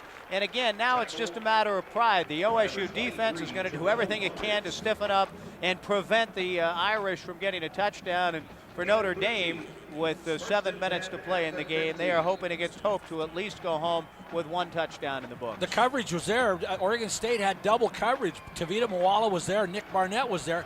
Nice catch. Julius Jones deployed as a wide receiver to the right. Terrence Gray in coverage on him. A naked backfield with 5 receivers in the pattern as Lavecchio retreats to throw, and O'Leary makes the catch down near the 5-yard. Nope, they're going to call it incomplete. Keith Hayward-Johnson breaking it up, and Tavita Moala on the other side of the sandwich, both hitting him hard, and O'Leary comes up patting Moala on the back. That's good to see. Yeah, Moala and Eric Tuma right there with a pretty good shot too, and O'Leary just could not hold on to that ball. Eric Tuma is making the most of his playing time, isn't he? He certainly is. It'll be 2nd down and 10 with 6:38 to play. The Irish on the Beaver 15, trailing 41-3. Haven't been any points in the fourth quarter. The Beavers haven't needed any. They scored 29 in the third to break this thing wide open. Givens in motion from right to left. Lavecchio rolling out, throwing off his back foot. Incomplete, intended for O'Leary. Terrell Roberts in good coverage. It'll be 3rd down and 10 for Notre Dame. O'Leary, a big receiver, 6'3", 255, but he didn't have the speed and the skill to get away from a Terrell Roberts, who really as a corner can play either corner or safety. Good coverage guy. He was there on the corner route. Terrell Roberts, 5'10", 190-pound sophomore out of El Sobrante, California, and El Cerrito High School. They've kind of gone back and forth with Terrell, recruited as a corner, converted to safety, now moved back to corner, although right now he's playing more in a safety role in this package. Yes, he is. 3rd down and 10 from the 15. And again, a naked backfield for Lavecchio. He's under center, 5 receivers, back to throw, over the middle, caught by Javen, and Javen goes down at about the 2. The market at the 1, where it'll be 1st and goal to go coming up. Making the catch is Javen Hunter, and another good throw by Lavecchio. Notre Dame may very well get one score out of this deal, trailing 41-3 with 6:22 to play.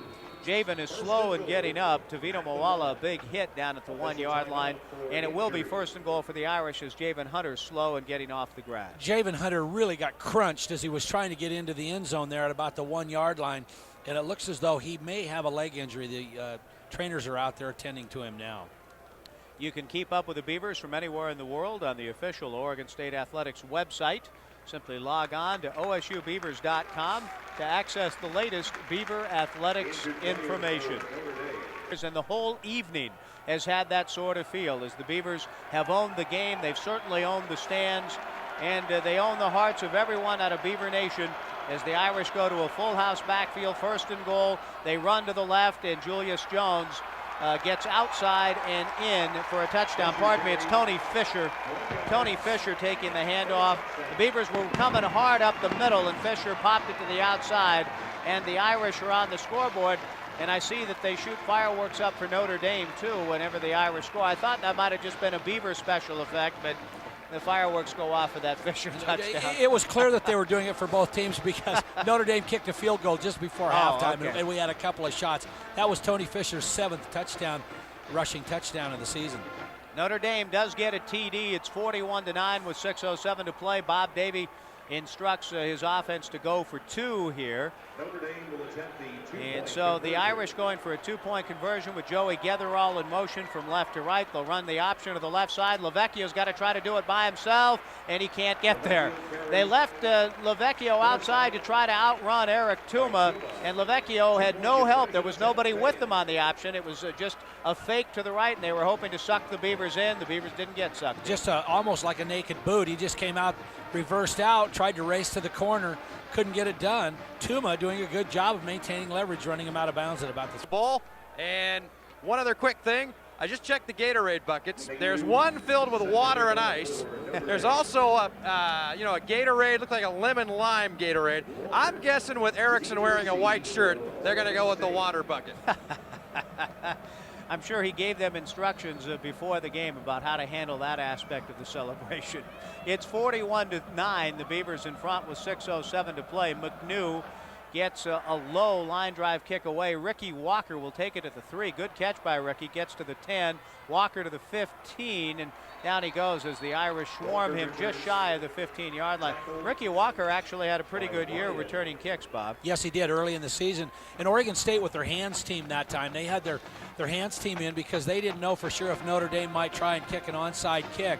And so that was one of the reasons that the blocking scheme wasn't perfect for Ricky Walker back there, and he only got the ball out to the 14-yard line. Well, the fact that Bob Davie went for 2 in the situation a few moments ago seemed to indicate that he was going to, try to get as many points as he could in the last few minutes and not just throwing the towel on it. So you're right. The Beavers were prepared for a possible onside. It didn't come, and now Nick Stremick with an offensive line of Dustin Jans over the ball at center, Paul Davidian at right guard, Tyler McCrary out of Lake Oswego at left guard, Lee Davis at left tackle, and Mike Kuykendall out of Bend at right tackle. Takes the snap from Jans, hands it to Battle, and Battle trying to pick his way and follow Paul Davidian on the right side.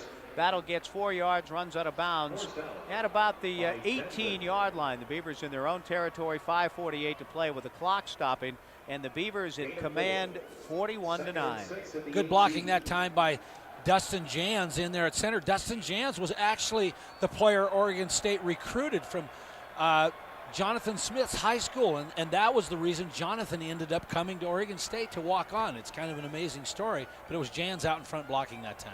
Turner Bird in the game out of Columbia River High School in Vancouver, USA, is Nick Stremick on second down. Gives it to Battle. Battle gets to the outside to the 25 to the 30. First down and even more for Antonio Battle, who gets 16 out to the 34-yard line. And well, I'll tell you what, Antonio Battle, in his 2 years of eligibility, he's one of the 29 seniors who will leave this program. Last year, Battle stepped in the fray when Ken Simon had got hurt and did a great job. This year, as big a run as anybody had all year in that run at UCLA. Good to see him getting in there tonight. Runs the draw for 21 yards and gets a first down for Oregon State, and probably helped Oregon State win that football game. Not probably, he did help them win that football game. Indeed, and one of the biggest plays in that 44-38 win over UCLA that really helped launch the Beavers to their 10-1, greatest season in history, now about to become 11-1. Battle running left, and Antonio with a good crease on the left side, opened up by Tyler McCrary, and Lee Davis picks up 8 out to about the 43-yard line.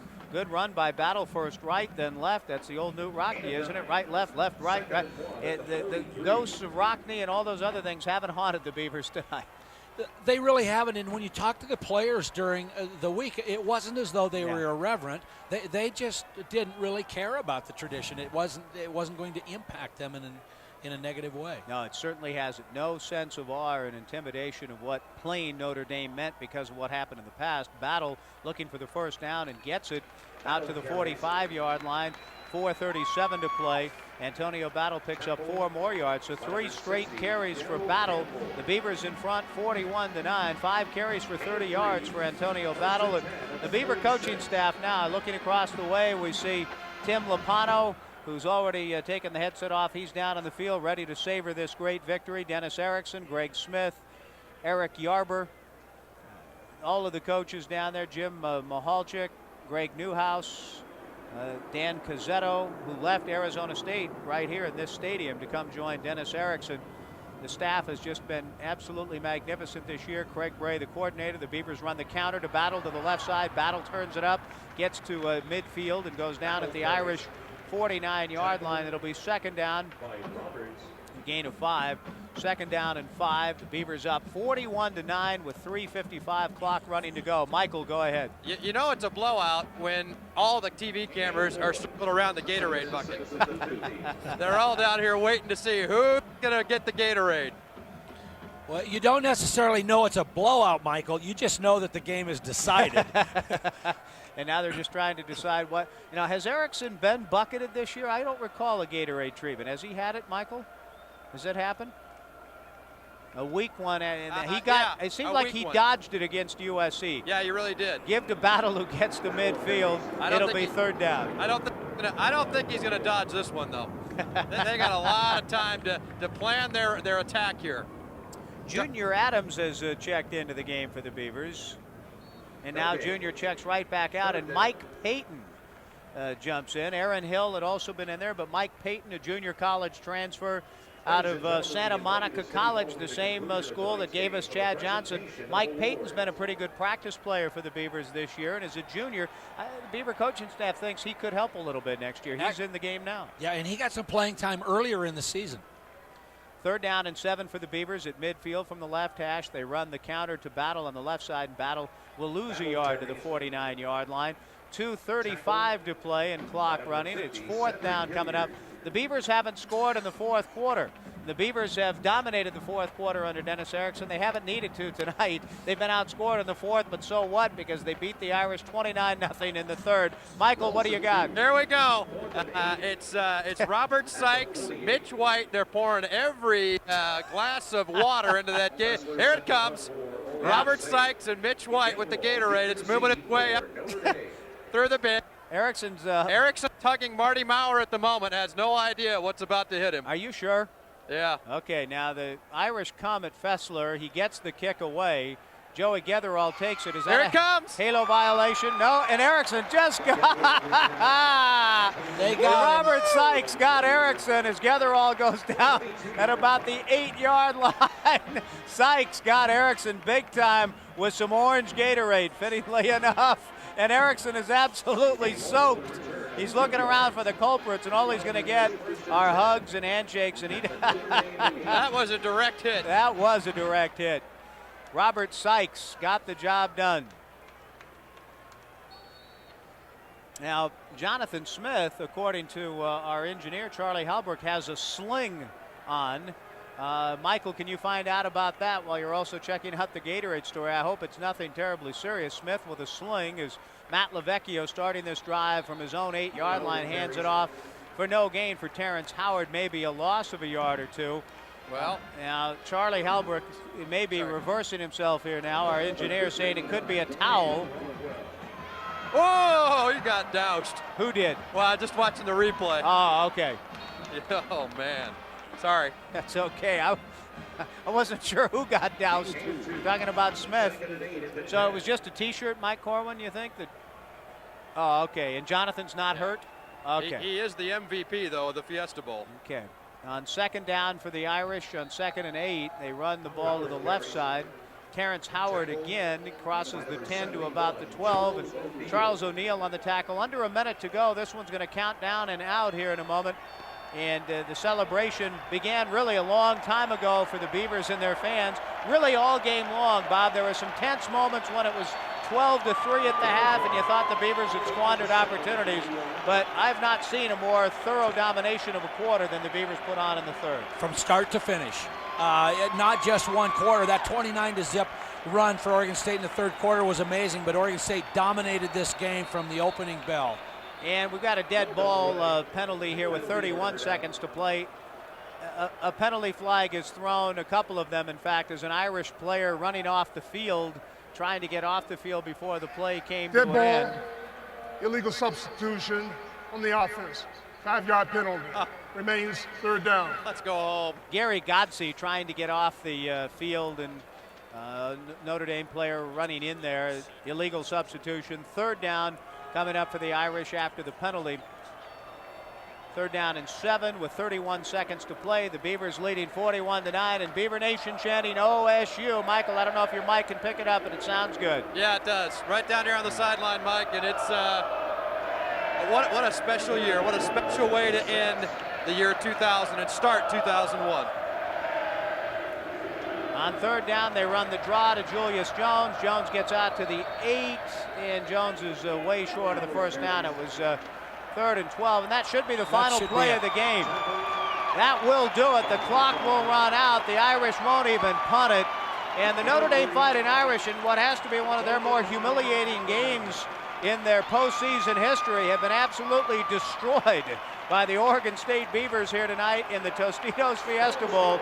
The final score, the Beavers 41 and the Notre Dame Irish 9. The Beavers finished this season at 11-1 in one of the proudest moments, conversely, for Dennis Erickson and his brilliant coaching career.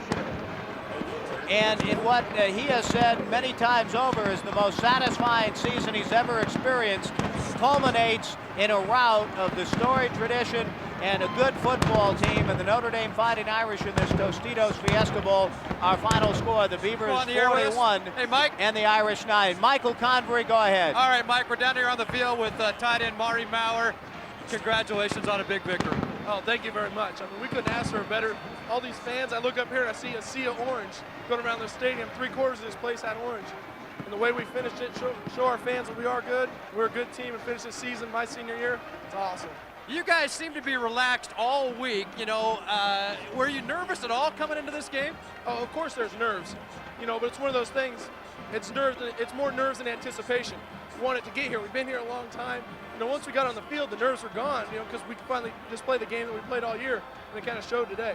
You came here back in 1996. 11 wins in the year 2000. That's just awesome. Oh, by far, it's awesome. I couldn't ask for a better thing. I guess the Lord knew what he had by sending me here. It's a great, great game. Go to enjoy it with your teammates. Thank you. All right, Marty Maurer. I'll try to get another player or two, Mike. Okay, I see Darnell Robinson talking to some reporters down there. And Darnell, I think, had a pretty strong case tonight for a Most Valuable Player award as well. They go with Jonathan, as usually happens with offense. Either player would have been a worthy recipient of the Most Valuable Player award. Dennis Erickson has just been interviewed by ABC television in the wake of this 41-9 trouncing of the Notre Dame Fighting Irish. The Beavers finishing the year at 11-1. Notre Dame at 9-3. The Beavers, the Oregon State Beavers, finishing the year at 11-1. We've been talking all along about the first time since this, the first 10-win season, the first conference championship since thus and so, the first win over USC since forever. But 11-1, that happens to very few programs. It's happened to Oregon State, becoming the first program in the state to achieve 11 victories.